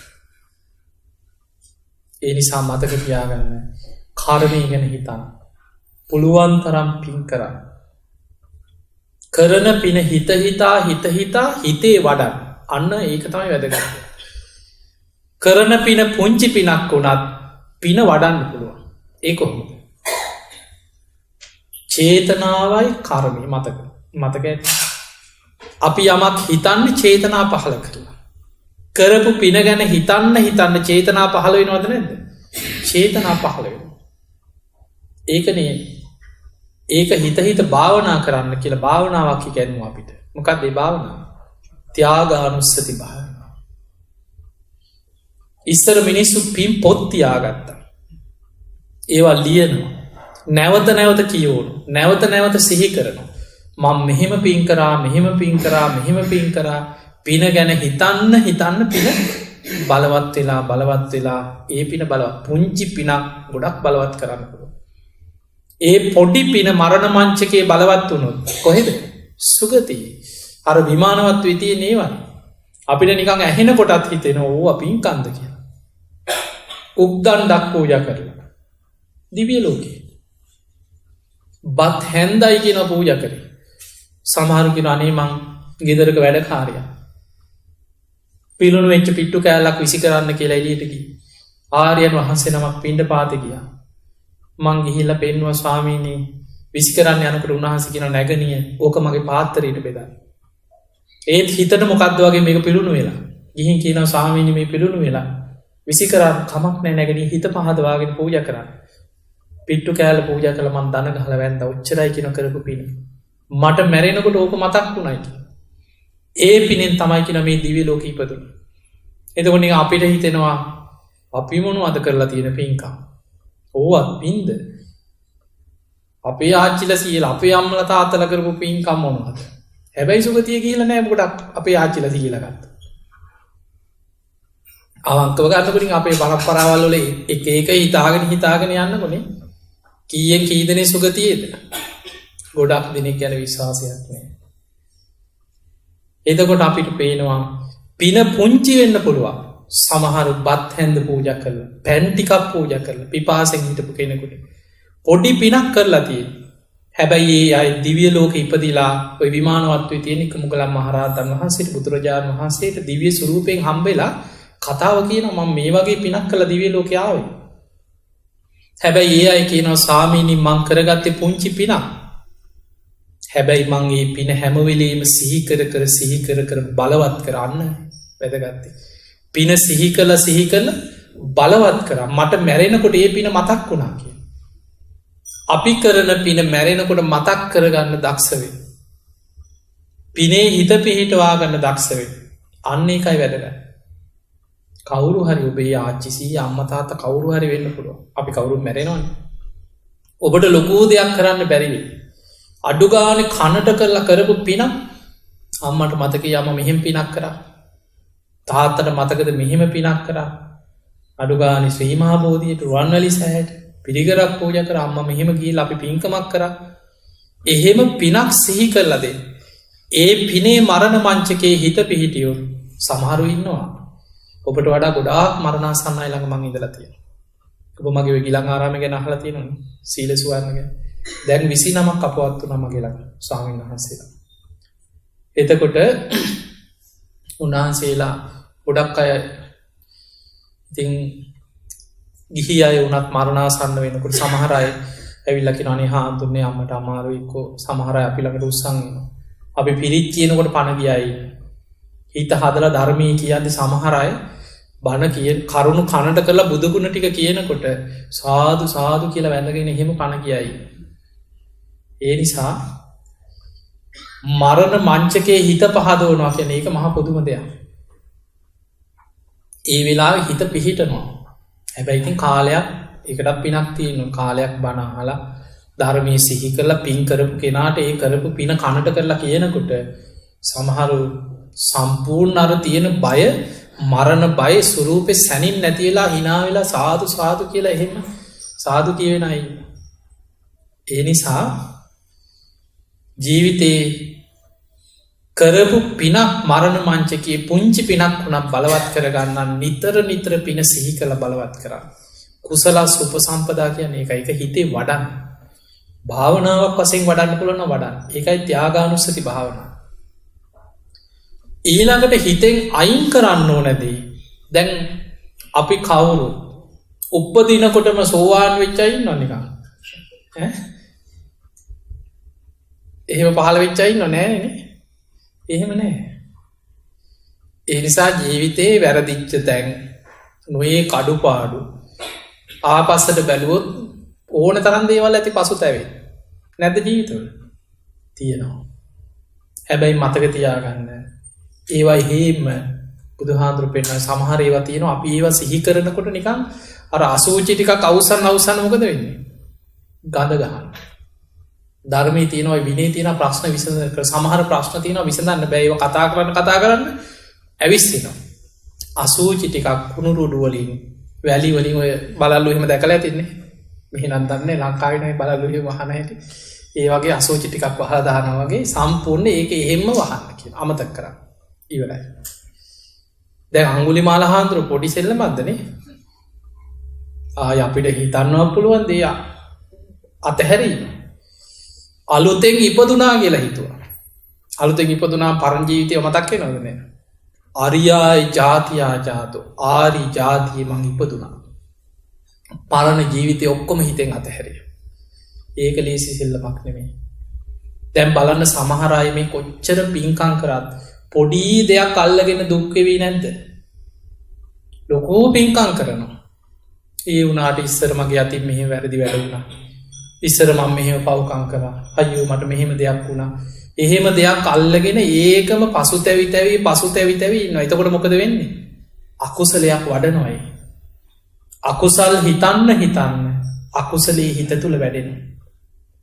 මරණ මංචකේ ඒක මතක් වුණොත් සෝවාන් වෙලා නම් අන්න බේරිලා. මරණ මංචකේ අකුසලයක් බලවත් වුණොත් කුසලයටපත් වෙනවා. ආසන්න කර්මයක් හැටියට අකුසලයක් බලවත් වුණොත් සැනි මොකද අපේ විඥාණය අපි මේ සසර ඉපදී යන්නේ කුසල මූලයන්ගෙන් හටගත් විඥානයක් එක්ක නෙමෙයි. අපේ විඥානේ පිහිටලා තියෙන්නේ ලෝභ, ද්වේෂ, මෝහ කියන අකුසල මූලයන් තුන. අකුසල මූලයන්ගෙන් පිහිටපු හිත ඇදෙන්නේම කොහෙටද? කුසලෙට. අකුසලයට. හිත ඇදෙන්නේ මේ පැත්තට. ඒ නිසා මරණ මංචකේ කුසලික හිත පිහිටව ගන්න අමාරුයි. අකුසලයටයි හිත ඇදෙන්නේ. සමහර චරිත හිතා ගන්න බෑනේ. හොඳට පින් කරපු අය, හරියට බණ භාවනා කරපු අය, හොඳට පින් දහම් කරපු අය මරණ මංචකේ බුදුහාමුදුරන්ටත් එක්ක බයි. බණ කියන්නේ එනකොට එන කෙනාටත් බයි. දවසක් මම ලෙඩෙක් බලන්න ගියා. ඒ අම්මා ඉතින් මොකක් හරි යකෙක් වැහිලා වෙන්නේ නැති. ඉස්සර හොඳට පින්කම් කරපු අම්මා කෙනෙක්. ඒ පුතාලා ඉතින් ඒ අම්මා ඉස්පිරිතාලේ හිටියේ මම බලන්න ගියා. ඈතදී මං එනකොට යටිකිරියෙන් කෑ ගැහුවා අන්න අරුට යන්න කියාපිය කියලා කෑ ගැහුවා. ඈත මම තව ඉතින් ළඟට ගිහලා අහගන්න ඕනේ නෑනේ. එහෙම්මම නතර වුණා. ඌ තිබ්බා ඌ දෙකක් විතර තිබ්බා දෙවනක් මම දැනගත්තා අමනුෂ්‍යෙක් හරි යකෙක් හරි වෙහිලා ඉන්නේ. ඊට පස්සේ දරුවා නේ දුවගෙන ඇවිල්ලා මම හාමුදුරනේ සමාවෙ මං කිව්ව නෑ කිව්වා ඔයාලා මොනව කරන්නද? ඊට පස්සේ ඉතින් මං ගිය නිසා බෑග් එකේ පිළිත් තුන ටිකක් තිබ්බා. ඉතින් මම ඒක අරගෙන ඉතිවිසෝ ගාතාව කියලා ඉතින් ඒක ගැට දෙකක් විතර ගහලා මං දුන්නා. ඉතින් අතේ බඳින්නත් බැරි නිසා දුන්නා පුතේ ඔයා මේ ගිහලා අම්මයි බඳින්න කියලා. බලන්න අපිට තේරෙන්නේ සමහර ඒවා. මේ පිරිත් නූලක තියෙන බලය අපිට තේරෙන්නේ නැහැ. අපි ඔය විද්‍යාවත් එක්ක හිතනවා. අර පිරිත් නූල අරගෙන එනකොට යටිගිරියෙන් කූ තිබ්බා. ඕක ගේන්න එපා ඕක විසිකරපා ගේන්න එපා මගේ ඇඟ දනුවෝ කියන. සමහර ජීවිත මරණාසන්න වෙනකොට නොයෙක් බලවේගවලට ගොදුරුවෙන්. හැබැයි එහෙම වෙන්නේ ධර්මයක් නැතුව ජීවත් වෙනකොට මතක තියාගන්න. ඒ නිසා ධර්මය දියුණු කරගන්න ලොකු උත්සාහයක් ගන්න. ඔබ මේ ඔස්ට්‍රේලියාවේ නෙමෙයි ලෝකෙ කොහේ හිටිය ග්‍රහ ලෝකයක ජීවත් වුණා. කර්මයෙන් බේරෙන්න පුළුවන්. බුදුහාඳුරෝ පෙන්නවා න අන්තලික්කේන සමුද්ද මජ්ජේ. අන්තරික්ෂය කියන්නේ අහසේ. අහසට ගිහිල්ලා උඩට ගිහිල්ලා කර්ම විපාකෙන් බේරෙන්න තැන් හොයනවා. සමුද්ද මජ්ජී මුහුදේ ගිහිල්ලා කොහේ හරි හිතනවා මේකෙන් බේරෙන්න පුළුවන් කියලා කර්ම විපාකෙන් බේරෙන්න මුහුදේ කොහේ හරි වෙන තැනක් දූපතක් හරි කොහේ හරි තැනක් හොය හොයා යනවා. නපබ්බතානං විවරම් පවිස්ස පර්වතයක් ඇතුලේ ගල් ගුහාවක් අසරින් යනවා කන්දක් අසරින් ගන්න තැන් හොයන. හැබැයි වෙලාව එනකොට චේතනාවක් පහළ කළ යම් කර්මයක් කරාද කොහේ හිටියත් ඒක විපාකේ Tamanට කැලකිලා යනවා. ඔය වගේ සුප්‍රබුද්ධ රජුරුව බේරෙන්න තැන් හෙව්වා. බුදුරජාණන් වහන්සේට මග අහුරලා නින්දා පහස කරලා බුදු කෙනෙක් සංඝයායෙක් එනකොට පාර වැලැක්වුවා. බුදුහාමුදුරුවෝ ආපහු ඇරුණා. බුදු කෙනෙක් ආපහු හරුණා කියන විශාල අකුසලයක්. හැබැයි රජුරවන්ට බය හිතුණා.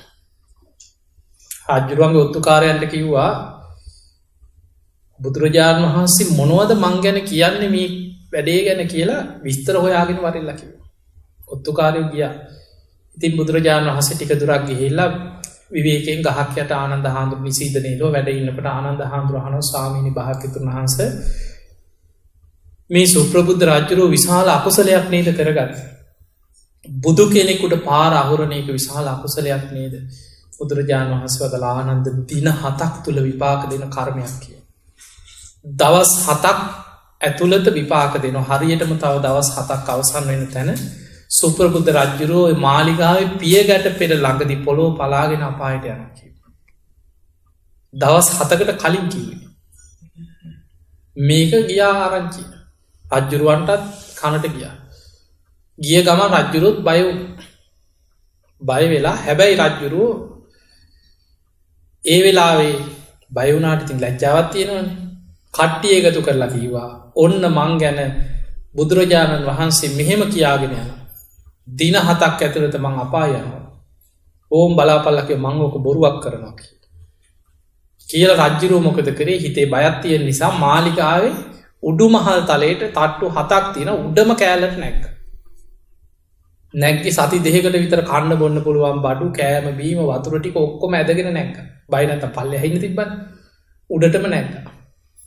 ඒ හැම දොරටුවක් ළඟම ආරක්ෂකයෝ දෙව්වා. කිසිම හේතුවක් නිසා මම පල්ලෙහාට එන්නේ දවස් 7ක් ඉවර වෙලා ওই බුදුහාඳුරු කියපු දේ බොරුවක් කළා තමයි පහලට එන්නේ කියලා උඩට නැගලා හිටියා. ඉතින් දවස් කීපයක් කකා බිබී උඩට වෙලා හිටියා. දවස් 2 3 4 ගෙවුණා. 7 වෙනි දවසේ එදා හරියට රජ්ජුරුවන්ගේ ඇතා කුලප් වුණා. අස්සය ටිකත් කුලප් නැතා කුලප් වෙලා මාලිගාව වටේ ඇතුවන්ට පාලනය කරගන්නත් බෑ. රජ්ජුරුව උඩ ඉඳන් කෑ ගහනවා. ඇතා තාප්පවලට අනිනවා කනවලට අනිනවා ඇතා කුලප් වෙලා. ඇත් ගාලා හිටපු අනික් ඇත්තු ටිකත් කුලප් වෙලා. රජ්ජුරුව කියන එක පහලට ඇහෙන්නෙත් නෑ ඇත් ගොවට තේරෙන්නෙත් නෑ. රජ්ජුරුවන්ට ටිකක් කී කරේ. රජ්ජුරුව මොකද කරේ?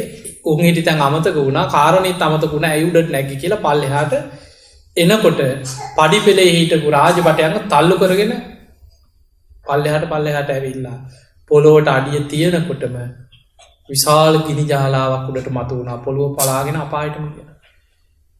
එතකොට බේරෙන්න තැන් හිතාගෙන උඩටම නැග්ගා. විපාකෙන් බේරෙන්න පුළුවන් වුණා. බැරි වුණා.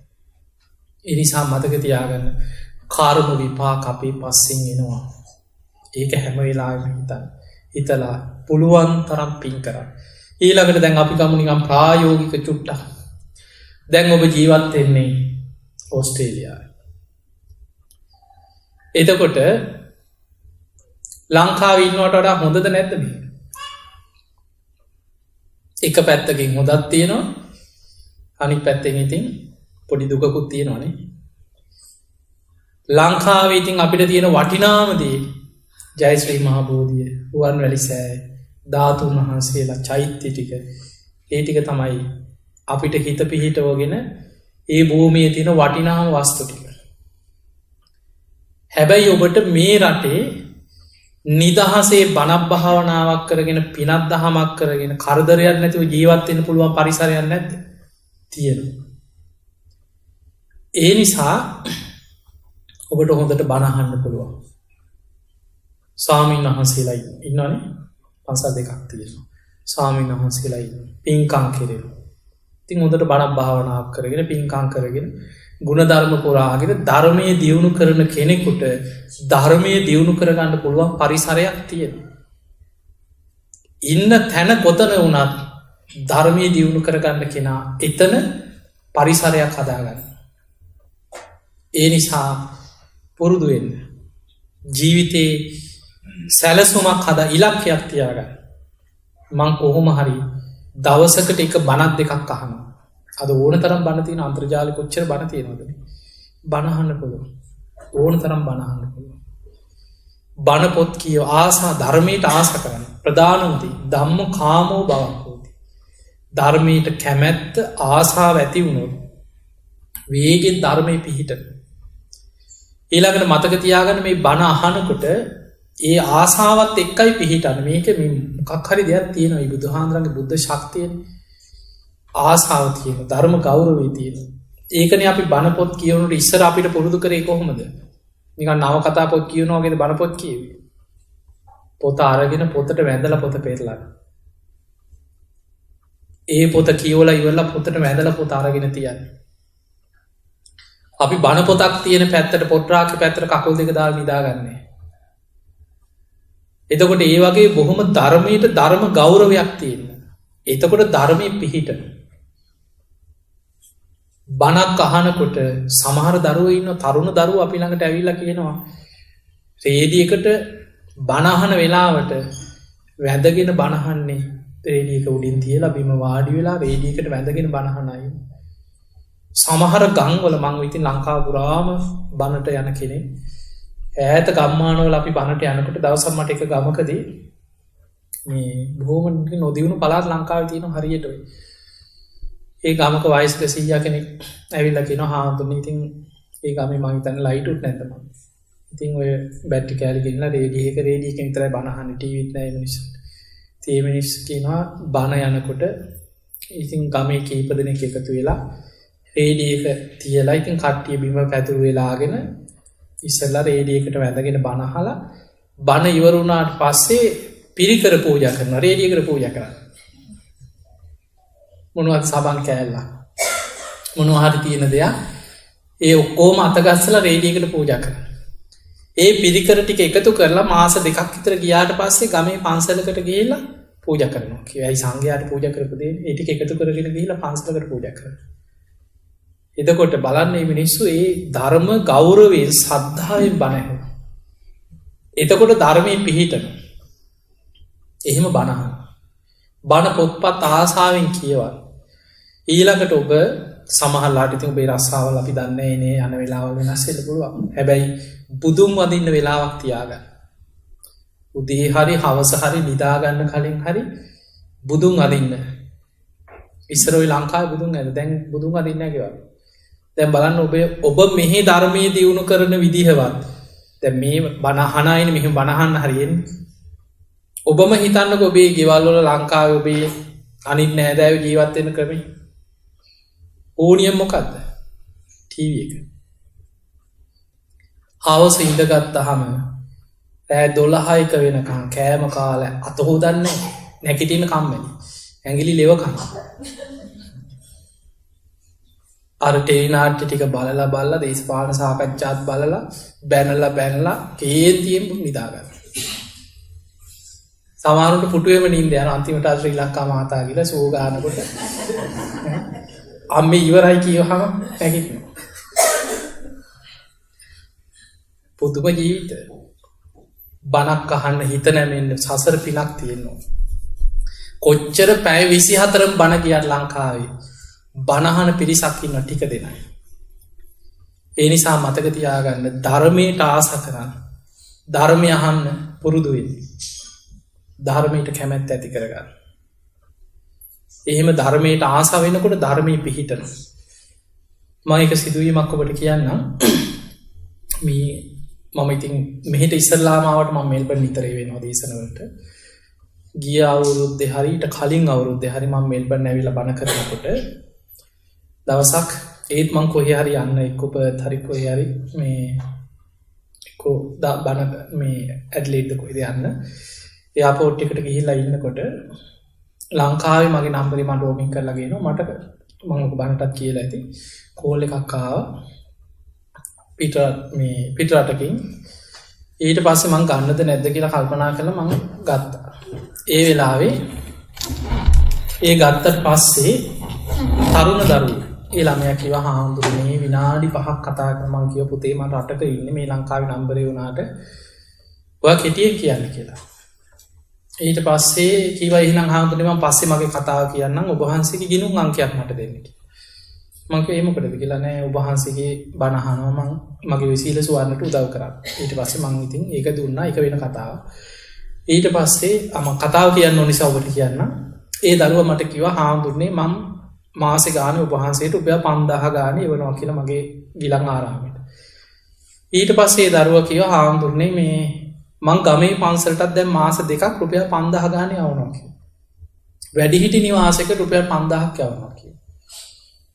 ළමයි දෙන්නෙකුට උගන්වනවා කිව්වා ගෙවල් ළඟ. අම්මා තාත්තා නැති වෙච්ච දරුවෝ දෙන්නෙක් ඉන්නවා. ඒ දරුවෝ දෙන්නට උගන්වන්න සල්ලි යවනවා කියලා.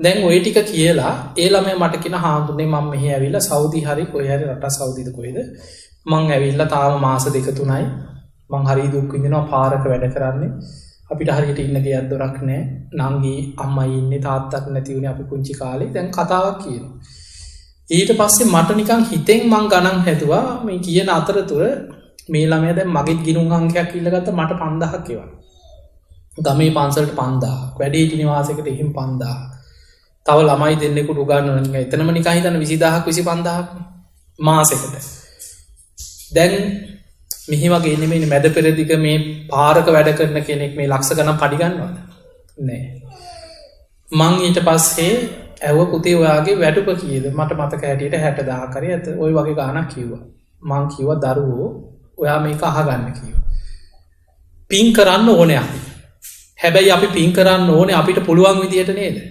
හම්බ කරන එකෙන් භාගයක් අයින් කරාම පින්කම් කරන්න. Taman ගිහි ජීවිතය ගත කරනවනේ. මං කිව්වා දරුවෝ ඒ නිසා ඔයා පින් කරන්න 5000ක් යවන්න නැතුව 500 ගාන යවන්න. ඔයා මං කියන එක අහයිද නැහැ. මං කියන නිසා ඔයා 500ක් යවන්න. ඔයා ඉතුරු කරගෙන ඉඩමක් ගන්න ගයක් හදාගන්න ඉස්සෙල්ලා. ඔයාගේ ප්‍රශ්න ටික විසඳගන්න. ඊට පස්සේ දරුවා මට කිව්වා හාමුදුරනේ මං ඉස්සර රුපියල් 25000ක කුඩු ගැහුවා කියලා. මාසෙකට 20000ක 25000ක කුඩු ගැහුවා කියලා. ඔබ වහන්සේගේ බණ මහලා මම මේක නවත්තලා දැන් මාස 4යි කියලා. දැන් මට අර රෝමින් ඉතින් බිල කැපුණා මට හිතුණා මේක අහ ගන්න ආසයි. ඔය ගොඩාක් ඉතින් ඔය වගේ දරුවෝ මගේ ළඟට එනවා මේ කුඩු ගහන අය නොයේ චරිත එකක් එනවා. මේ දිවුරලා යනවා. මේ ආයේ ඒ වගේම මේ බොන්නෑ කියලා දිවුරලා යනවා ආයි සතියකින් ඒ ආයි එකක් වෙනවා. ඉතින් මං ඇහුවා පුතේ ඔයා කොහොමද නැවැත්තුවේ? ඔන්න ජීවිතේ මතක තියාගන්න බණ අහන එකේ වටිනාකම. අඩුපාඩු තියෙනවා අපිට. අඩුපාඩු ඔක්කොම හදාගෙන බණ අහන්න හිතුවේ. කවදාවත් අඩුපාඩු හැදෙන්නේ නැහැ. එහෙම මැරිලා යයි. ඒ දරුවා කියනවා හාමුදුරනේ මං කුලී වැඩ කරේ කිව්වා. කොන්ක්‍රීට් අනනවා ඉතින් කුලී වැඩ. ඒ අතර නොයේ මත් කුඩු ගන්නවා බොනවා හැබැයි මම බණ අහනවා. අන්න ජීවිතේ අකුසල කෙරුණා බණ ඇහුවා. සමහර දවස්වලට බණ අහනකොට ලොකු බයක් ඇති වෙනවා කියලා. දැඩි අධිෂ්ඨානයක් ඇති කරගන්නවා මම මේව නවත්තනවා. දවස් 3ක් නවත්තලා ඉන්නවා සතියක් නවත්තලා ඉන්නවා ආය අතනටම වැටෙනවා. ඇයි ඒ වීරිය නැහැ. ඊළඟට පාප මිත්‍ර සේවනය. යාළුවෝ ඇදගෙන යනවා කිව්වා එතනටම වැටෙනවා. ඊට පස්සේ මට කිව්වා හාමුදුරනේ මං අඩුම ගානේ 10-15 සැරයකට වැඩිය දැඩිසේ බුදුන් ඇඳලා දිවුරලා ආයි මේවා කරන්න නැහැ කියලා නවත්තලා තියෙනවා. හැබැයි මට දවස් 2යි 3යි කියලා ඉන්න පුළුවන්. ආයි වැටෙනවා එතනට. එහෙම ඉඳලා දවසක් දේවදූත සූත්‍රයෙන් මගේ කරපු බණක් අහලා. දේවදූත සූත්‍රය අහලා තියෙනවනේ. නිරේ ගැන බුදුහාඳුර කරපු දේශනාව. ඒක විස්තර කරලා අහනකොට ඇඟහිලි වැටෙනවා සද්ධාවක් තියෙන කෙනෙකුට. ඕක ඔය බණ අහලා ඒ ළමයා කියනවා හාමුදුරනේ මට රෑ එළි වෙනකන් නිින්ද ගියේ නෑ සැරෙන් සැරේ ඇහැරුණා. අපායි පේනවා කියනවා. මට නිකන් මැවිලා පේනවා කියයි බණ අහනකොට. බලන්න අර වැරදි වැඩ තිබුණත් පෙර පින තියනවද නැද්ද? පෙර පින තියෙන අපායි බය දැනෙන. ඊට පස්සේ උදේ පාන්දර දැඩිසේ හිතාගත්තා කීවා මං අද ඉඳන් මේවා නවත්තනවාමයි. ඒ වෙලාවේ දැඩිසේ අධිෂ්ඨානයක් ඇති කරගත්තා සතියයි කිය. ආයි යාළුවෝ නිසා වැටුණා. ඊට පස්සේ හිතුවා කිව්වා මට ධර්මයේ දියුණු කරගන්න සුගතියක හරි යන්න තියෙන බාධා මොකද්ද දැන්? පාප මිත්‍ර සේවනය. ඒ ඉන්න සමාජේ කොළඹ බොහොම ඔය දුප්පත් පැත්තක ඉතින් කිව්වා ඒ සමාජ පරිසරයත් එක්ක අපේ ගෙවල් තියෙන පැත්ත ඒ පරිසර අපිට අමාරුයි කිව්වා. ඊට පස්සේ ඒජන්සියකට ගිහිල්ලා කිව්වලු මාව කොහේ හරි රටකට යවන්න කිව්වා. ඉතින් උගත්කමක් නැහැ, හැකියාවක් නැහැ, කුලී වැඩ කරන දරුවෙක් සුදුසුකම් නැහැ. යවන්න පුළුවන් එකම රට ඉතින් ওই මැද පෙරදිග වගේ කම්කරු වැඩකට. එතනින් තමයි පාස්පෝර්ට් එකක් හදලා කොහොම හරි කරලා ඒ ළමයාට මැද පෙරදිග යන්න හම්බුනේ. ගියා ඒ වැටුනේ ගිහිල්ලා සෞදියට. ඒ ළමයා කියනවා හාමුදුරනේ මම පාරක වැඩ කරන්නේ මාස 3යි කිව්වා ඒ රටට ඇවිල්ලා. හැබැයි උදේ පාන්දර 3ට නැගිටලා ෆෝන් එකෙන් ඉයර්ෆෝන් එක කනේ ගහගෙන බණ දෙකක් අහනවා කිව්ව ඇදේ වාඩි වෙලා. පාන්දර 3ට නැගිටලා. පාරේ වැඩ කරලා ඇවිල්ලා රැයට බණක් දෙකක් අහලා කිව්ව නිදාගන්න. මාසෙකට බණ 100කට වැඩිය මං අහනවා කිව්වා. මාස 3ට ජීවිතේ පුදුම පරිවර්තනයක්. ඒ දරුවා කියන හාමුදුරනේ මම්ම හිතුවා කීවා ඉස්සර කුලී වැඩ කරලා දුක් විඳලා හම්බ කරන සල්ලි වලින් 25000ක කුඩු ගැහුවා නම් දැන් මං ඒ ටිකම හම්බ කරලා ඒ 25000ම අයින් කරලා පින් කරනවා කියලා. මං කිව්වා ඉතින් කමක් නැහැ ඔයාගේ අදිෂ්ඨානෙ හොඳයි. ඔයා ওই විදිහට ටික කාලයක් ඉඳන් පින් කරන්න කියලා. පින මතුවෙන්නත් එපානේ අච්චර ජීවිතේ වෙනස් වෙච්ච කෙනෙකුට වළක්වන්න හොඳ නැහැ. ඊට පස්සේ ඉතින් මේ දරුවා කියනවා හාමුදුරනේ මේ මාස 3 හරියට පන්සිල් රැක්කා කියලා. එතකොට බලන්න අපිට ඉන්නේ කොහෙද කියන එක නෙමෙයි වැදගත්. උවමනාව, වීරිය. අපිට වීරිය තියෙනවා නම් අපි උදේ නැගිටලා භාවනා කරනවා. අපිට වීරිය තියෙනවා නම් අපි වැඩට යන්න පැයක් කලින් හරිය හැරලා අපි බණක් අහනවා. ඒ නිසා වීරිය ඇති කරගන්න. අපායේ බය දකින්න. හිතන්න මෙහෙම ඉඳලා මැරුණොත් මං කොහේ යයි හිතෙන්නේ නැද්ද නිකන්? ඕක තමයි අපිට තියෙන ප්‍රධානම ප්‍රශ්නේ. ලංකාවේ කවුරු එයිද කියලාද ප්‍රශ්නේ?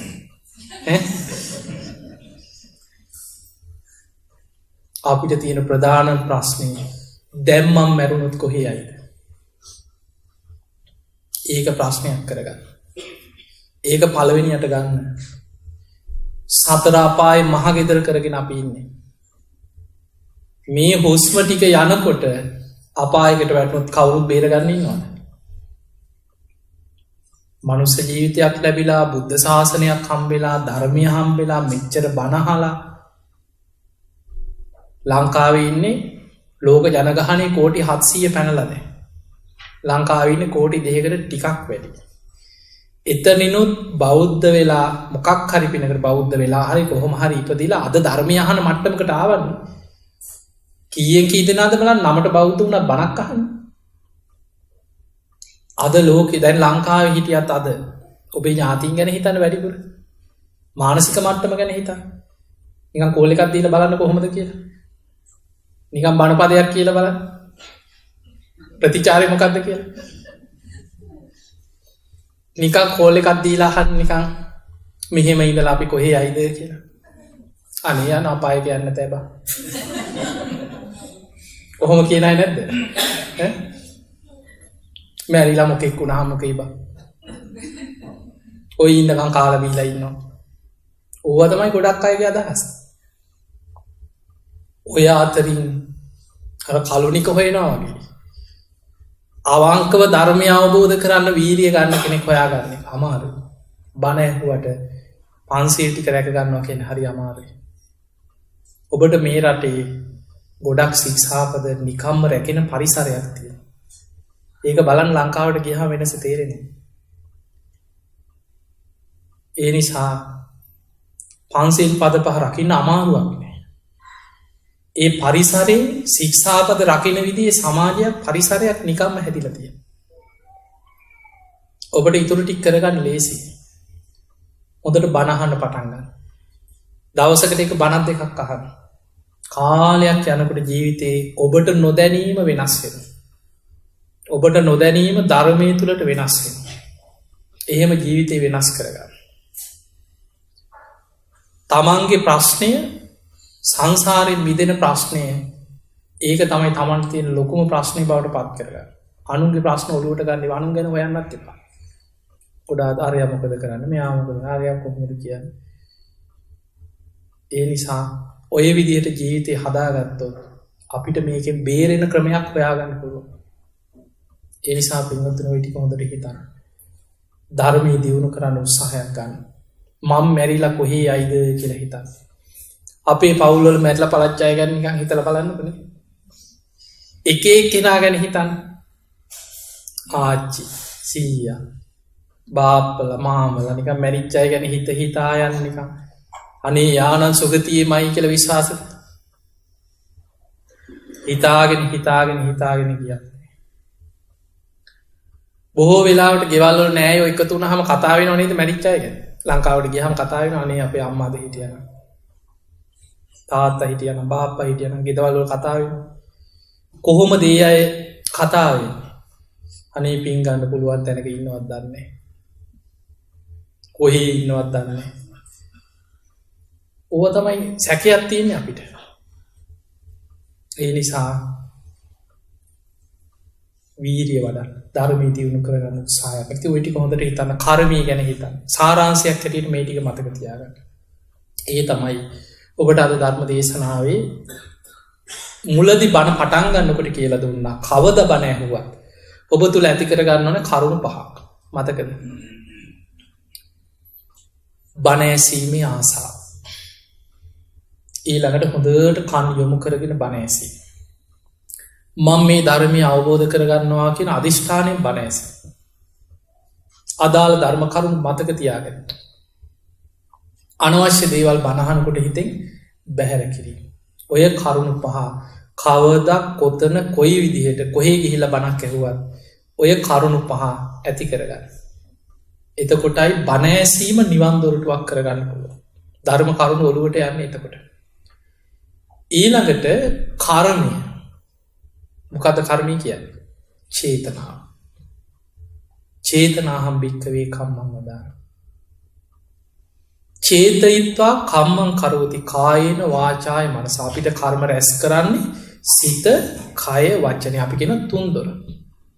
හැබැයි ඒ තුන්දොරට කර්ම රැස් වෙන සිත, කය, වචනයටම ඇතුළත් වෙන්නේ අපිට තියෙනවා ආයතන 6ක් කර්ම රැස් කරන. ඒ ඇස, කන, නාසය, දිව, කය, මනස. රූප සංචේතනා, ගන්ධ සංචේතනා, ශබ්ද සංචේතනා, රස සංචේතන, චේතනා. ආයතන 6ෙම කර්ම රැස් වෙනවා. ඒ ආයතන 6න් රැස් වෙන දේට අනුව තමයි අර සිත, කය, වචනේ මෙහෙවන්නේ. ඇහෙන් දැකපු දේට අනුව හිතනවා. ඒ දේ ඔස්සේ කතා කරනවා. ඊට අනුව ක්‍රියාත්මක වෙනවා. කනට ඇහිච්ච දේ අනුව හිතනවා, ක්‍රියා කරනවා. ඊට අනුව තමයි සිත, කය, වචනේ මෙහෙවෙන්නේ. චේතනා පහළ වෙනවා. ඒ නිසා චේතනාව කියන්නේ කර්මය. ඒ චේතනා පහළ කරලා අපි යම් කර්මයක් කරොත් ඒක විපාක කවුද අරගෙන යන්නේ? අපිමයි, වෙන කවුරුත් නෙමෙයි. ඒක උදේ හවස හිතන්න මං කර්මයේ දෑවැද්ද කරගත්ත, කර්මයේ ඥාතියා කරගත්ත, කර්මයේ පිළිසරණ කරගත්ත කෙනෙක්. මම යම් හොඳක් හෝ නරකක් කරොත් ඒකේ විපාක මා කරා එනවා කියලා හිතන්න. අන්න එතකොට ගොඩාක් අකුසල් වලින් වළකින්න පුළුවන්. හැම වෙලෙම කර්මය කියන්නේ බුදුහාඳුර එක තැනක පෙන්නනවා මහණෙනි අප්‍රමාදීව ධර්මයේ හැසිරෙන්න නම් නිතර කර්මයේ හිතන්න කියලා. කර්මය ගැන හිතන්න. මම කරගත්ත දේ විපාක මං කරා එනවා කියලා හිතන්න. ඊළඟට මරණ සතිය වඩන්න කියනවා.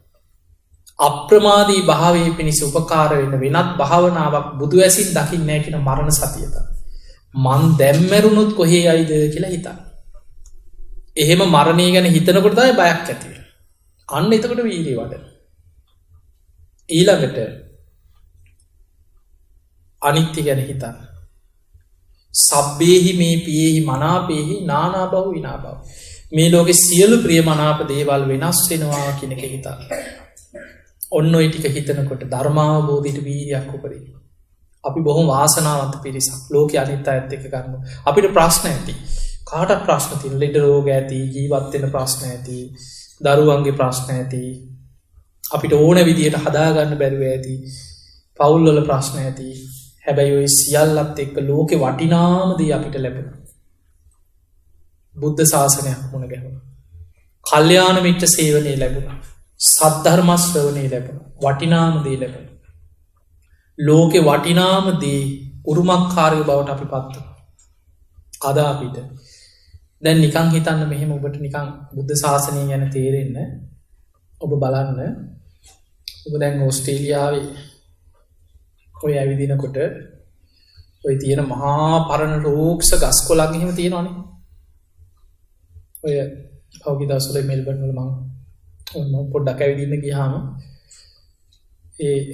ඒ ගස්වල ගහලා තියෙනවා මේ ගහ අවුරුදු 800ක් පරණ මොනවා හරි ඉතින් මෙහි තාක්ෂණයත් එක්ක වයන අවුරුදු 800ක් පරණයි 1000ක් පරණයි 600ක් පරණයි ඒ වගේ ගහපු ඒ ගස්වල ගහලා තියෙනවා. සාමාන්‍යයෙන් ඒ ගස් දිහා ගත්තාම අවුරුදු 1000ක් පරණ ගහක් කියලා ගන්න. කොහේ හරි දැකලා ඇතිනේ අවුරුදු 600ක් හරි පරණයි කියලා ඔය ගහ බෝඩ් එකක් හරි. විශාල දීරලා ගිහලා අතු දිරාගෙන වැටිලා නිකන්. සමහර කඳෙන් කෑල්ලයි තියෙන්නේ. කොහොමනේ? ඔබ ලංකාවේ ඔබේ ගමේ පන්සලේ වැඩ ඉන්න බෝධීන් වහන්සේගේ ඉතිහාසය හිතලා බලන්න. හොයාගෙන ගියොත් සමහරට ඔබේ සීයා දන්නව ඇති එක්ක කියලා ඇති අපි ඒ කාලේ මෙහෙම අනුරාධපුරේ පෙරහැරි වැඩමුවේ කියයි. ඔය බෝධිය. එක්ක ඔබේ පුංචි කාලේ ඕපනය කරලා ඇත්ත. ගමේ පන්සලේ ඔය තියෙන දන්න පන්සල් ඔක්කොගේම තියෙන බෝධීන් වහන්සේලාගේ ආයුෂ බලන්න. අවුරුදු 50ක් 60ක් අවුරුදු 100ක් වගේ යනකොට බොහෝ වෙලාවට යතු දිරලා කඩාගෙන වැටිලා. ලංකාවේ කොහේ කැලයක් පීර හෙව්වත් අවුරුදු 2500ක් පරණ ගහක් හොයාගන්න පුළුවන්. ජය ශ්‍රී මහ බෝධිය දක්ෂිණ ශාඛා අදටත් වැඩ ඉන්නවා. අවුරුදු 2500ටත් එහා බෝසතාණන් වහන්සේ මව් කුසින් බිහි වෙනකොට වජිරාසනින් පැන නැග්ගේ. ඇසතු බෝධියේ බෝ අංකුරේ. ඒ බෝධියේම දක්ෂිණ ශාඛාව. ඒ කියන්නේ බෝ පැලයක් නෙමෙයි. දකුණු පැත්තේ බුදු වෙච්ච බෝධියේ දකුණු අත්ත දක්ෂිණ ශාඛාව. දැන් බලන්න ජයශ්‍රී මහා බෝධියේ ඒ දක්ෂිණ ශාඛාවෙන් හටගත්ත අෂ්ටඵල බෝධීන් වහන්සේලා දෙතිස්ඵල බෝධීන් වහන්සේලා දැන් ඒ අපවත් වෙලා සමහර කීප නමක් වැඩ ඉන්නවා. ඒවෙන් හටගත්ත පරම්පර කඳ දීරලා ඒ ජයශ්‍රී මහා බෝධිය විශාල වෙන්නෙත් නෑ. ඒ ප්‍රමාණයෙන්ම වැඩ ඉන්නවා. පේන්නේ නැද්ද අපිට ආශ්චර්යයක්?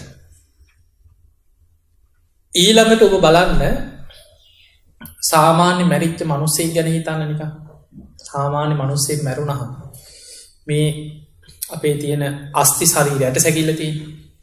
අපි හිතමු සාමාන්‍ය මිනිහෙක් ගැන හිතමු මිනිස්සෙක් මැරිච්ච මිනිස්සෙක් ඇට සැකිල්ලක කෑල්ලක්. ඕක බෝතලයක දාලා අවුරුදු 200ක් තියලා බැලුවොත් මොකක් වෙයිද?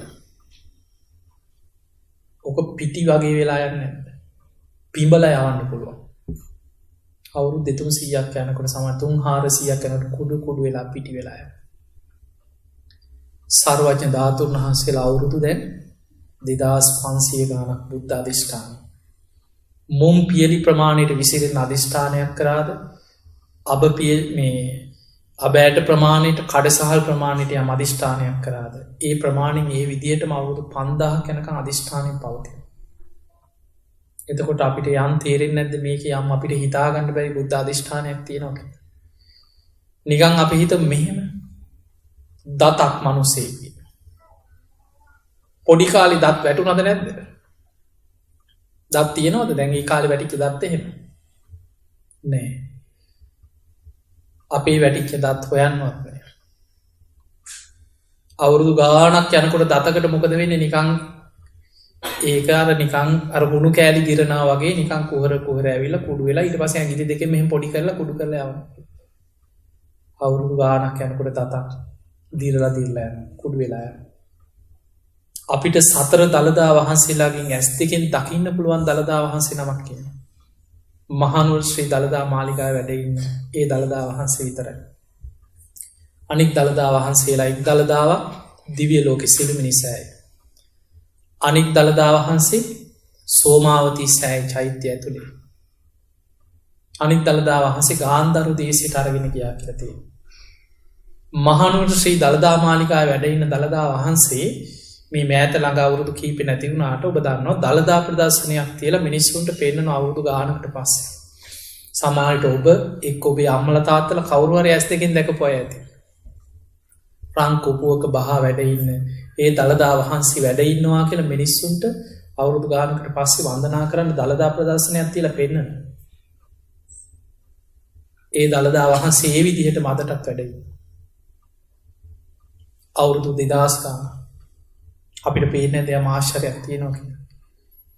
ඒ නිසා අපි එවැනි පූජනීය ධාතුන් වහන්සේලා ජය ශ්‍රී මහා බෝධිය රුවන්වැලි සෑය අටමස්ථාන මේ ලෝකේ පූජනීයම ඒ ධාතුන් වහන්සේලාගේ උරුමකාර පිරිසක්. ඒ නිසා ඒ ශ්‍රද්ධාව අපිට තියෙනවා. ඔබ ලංකාවට ගියත් යන්නේ නැද්ද පින්කමක් කරලා යනවා. අපි මෙහි හිටියා සිහි කළා හරි වන්දනා කරනවා. ඒ නිසා ඒ ශ්‍රද්ධාව රැකගන්න. පුළුවන් තරම් ලෝකෙ කොහේ හිටියත් පින් කරන්න. පිනෙන් අපි රැකෙනවා ආරක්ෂාවේ. ධර්මයේ දියුණු කරගන්න. ඉතින් ඔබ හැම දිනාටම අපි ආශිර්වාද කරනවා. මේ ලැබිච්ච මනුස්ස ජීවිතය අවසන් වෙන්න පෙර අප්‍රමාදීව සද්ධාදී ගුණ ධර්ම දියුණු කරගෙන උතුම් වූ ධර්මයේම දියුණු කරගන්න ඔබ හැම දිනාටම වාසනාව ලැබේවා ලැබේවා ලැබේවා කියලා ආශිර්වාද කරනවා. ඊළඟට පින්වතුනි හෙටත් බණක් තියෙනවා. හෙට කීයට තියෙනවා? හෙට කලින් ටිකක් කියන්නේ. ඉතින් හෙට ධර්ම දේශනාවටත් එන්න. ඉතින් අද දවසේ මේ ධර්ම ශ්‍රවණයෙන් රැස් කරගත්ත සියලු පින් අපි සියලු දෙවියන්ට අනුමෝදන් කරමු. දෙවියෝ සාදු කාර්තිදී මේ පින් අනුමෝදන් වෙත්වා. ඒ දෙවියන්ගේ දිව්‍ය ආශිර්වාද වර්ධනය කරගෙන සියලු දෙවියෝ උතුම් නිවනටම පත්වේවා කියලා සාදු කියලා පිළිගන්නවා. ඒ දෙවියන්ගේ පිහිට රැකවරණ ආශිර්වාදය ඔබ හැම දිනාට විශේෂයෙන් ඔබට මීට අවුරුදු මං හිතන්නේ කීපයක ඉඳන් මම ගොඩක් මෙල්බන් වලට ඇවිල්ලා ඉතින් බණ කියලා යනවා. පර්ත් වල කීප දෙනෙක් මට කතා කරා. නමුත් විශේෂයෙන් ජානක ගමගේ මහත්මයා ඉතින් ඒ පවුලේ ලසන්ත ගමගේ ඒ මහත්මා වත්සලාභේ ගුණවර්ධන මහත්මිය ඉතින් ඒ පින්වතුන් තමයි මේ ධර්ම දේශනාව සංවිධානය කරේ. ඉතින් ඒ ලසන්ත ගමගේ මහත්මයා ඉතින් ඒ තරුණ පුතණුවන් ඉතින් ඒ පිරිස කීප සැරයක් මට මෙහෙට ඇවිල්ලා ඉතින් බණ කරන්න ඒ කටයුතු සංවිධානය කරන්න කතා කරලා ඉතින් මේ අවස්ථාවේ දින දෙකකට මොකද හෙට බණ කළ හිට මම ආයි මෙල්බන් යනවා. ඉතින් කොහොම හරි ඔබට ධර්ම දේශනා දෙකකට හරි මේ අවස්ථාව සලසලා දුන්නා. ඉතින් ඒ අයටත් ඒ පවුලේ සියලු දෙනාටත් ඒ දරුවන්ටත් ධර්ම දානමේ පිනම ඒ අයට නිදුක් නිරෝගී සම්පන්නිය දීර්ඝායු සම්පන්නිය ලැබේවා. ධර්මාවබෝධයේ පිණිසම මේ පින ඒ තරුණ දරුවන්ටත් ඒ අයගේ දරුවන්ටත් පවුල් වල හැම දිනාටමත් මේ පින ආශිර්වාදයක් වේවා කියලා අපි ආශිර්වාද කරමු. සියලු දෙවියන්ගේ පිහිට රැකවන ආශිර්වාදය ඔබ හැම දිනාටම ලැබේවා ලැබේවා ලැබේවා කියලා ආශිර්වාද කරනවා.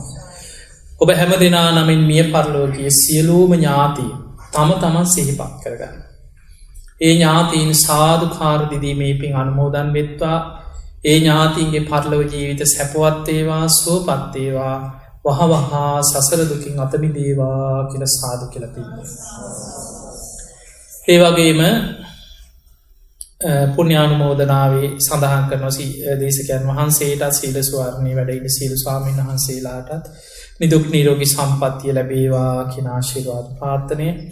ලසන්ත ගමගේ මහත්මයා වත්සලාභේ ගුණවර්ධන මහත්මිය ඇතුළේ පවුලේ හැම දෙනාටමත් ජානක ගමගේ ඒ මහත්මයා ඇතුළු පවුලේ හැම දෙනාටම ඒ පවුලේ සියලු දෙනාම නිදුක් වේවා නිරෝගී වේවා සුවපත් වේවා සියලු දෙවියන්ගේ පිහිට රැකවුණු තුනුරුවන්ගේ ආශිර්වාදය හැම දෙනාටම සැලසේවා ධර්මාවබෝධය පිණිසම මේ පින ධර්ම දානමේ පිනත් ඒ අයට ආශිර්වාදයක් වේවා කියලා ආශිර්වාද කරමු. පින්කමට සහ සම්බන්ධ වෙච්ච උදව්පකාර කරපු හැම දෙනාට විශේෂයෙන් මේ සැරසිලි ආදියට සංවිධාන කටයුතුවලට බණහන් ඔබට මේ කටයුතු වෙනුවෙන් උදව්පකාර කරපු සියලු දෙනාටම ඔබ හැම දෙනාමත් නිදුක් වේවා නිරෝගී වේවා සුවපත් වේවා සියලු දෙවියන්ගේ පිහිට රැකවුණු තුනුරුවන්ගේ ආශිර්වාදය ඔබ හැම දෙනාටම සැලසේවා. ගන්න හිලන හුස්ම රැල්ලක් පාසා තබන පියවරක් පාසා තුනුරුවන්ගේ අනන්ත ආශිර්වාද රැකවුණු සැලසේවා. හැම දෙනාටම ධර්මාවබෝධය පිණිස මේ ධර්මශ්‍රවණ මේ පින ආශිර්වාදයක් වේවා කියලා ආශිර්වාද කරනවා. හොඳයි යොමු වැදගන්න. අභිවාදන සීලිස්ස නිච්ඡං වද්ධා ප්‍රචායිනෝ චත්තාරෝ ධම්මා වඩ්ඩන්ති ආයුවන්නෝ සුඛං බලං ආයුරාරෝග්‍ය සම්පatti සග්ග සම්පatti මේවච අතෝ නිබ්බාන සම්පatti මිනාතේ සමිජ්ජතු. හැම දිනාම නිදුක් වේවා නිරෝගී වේවා සුවපත් වේවා සුවපත් වේවා සුවපත් වේවා. හැම දිනාටම තෙරුවන් සරණයි.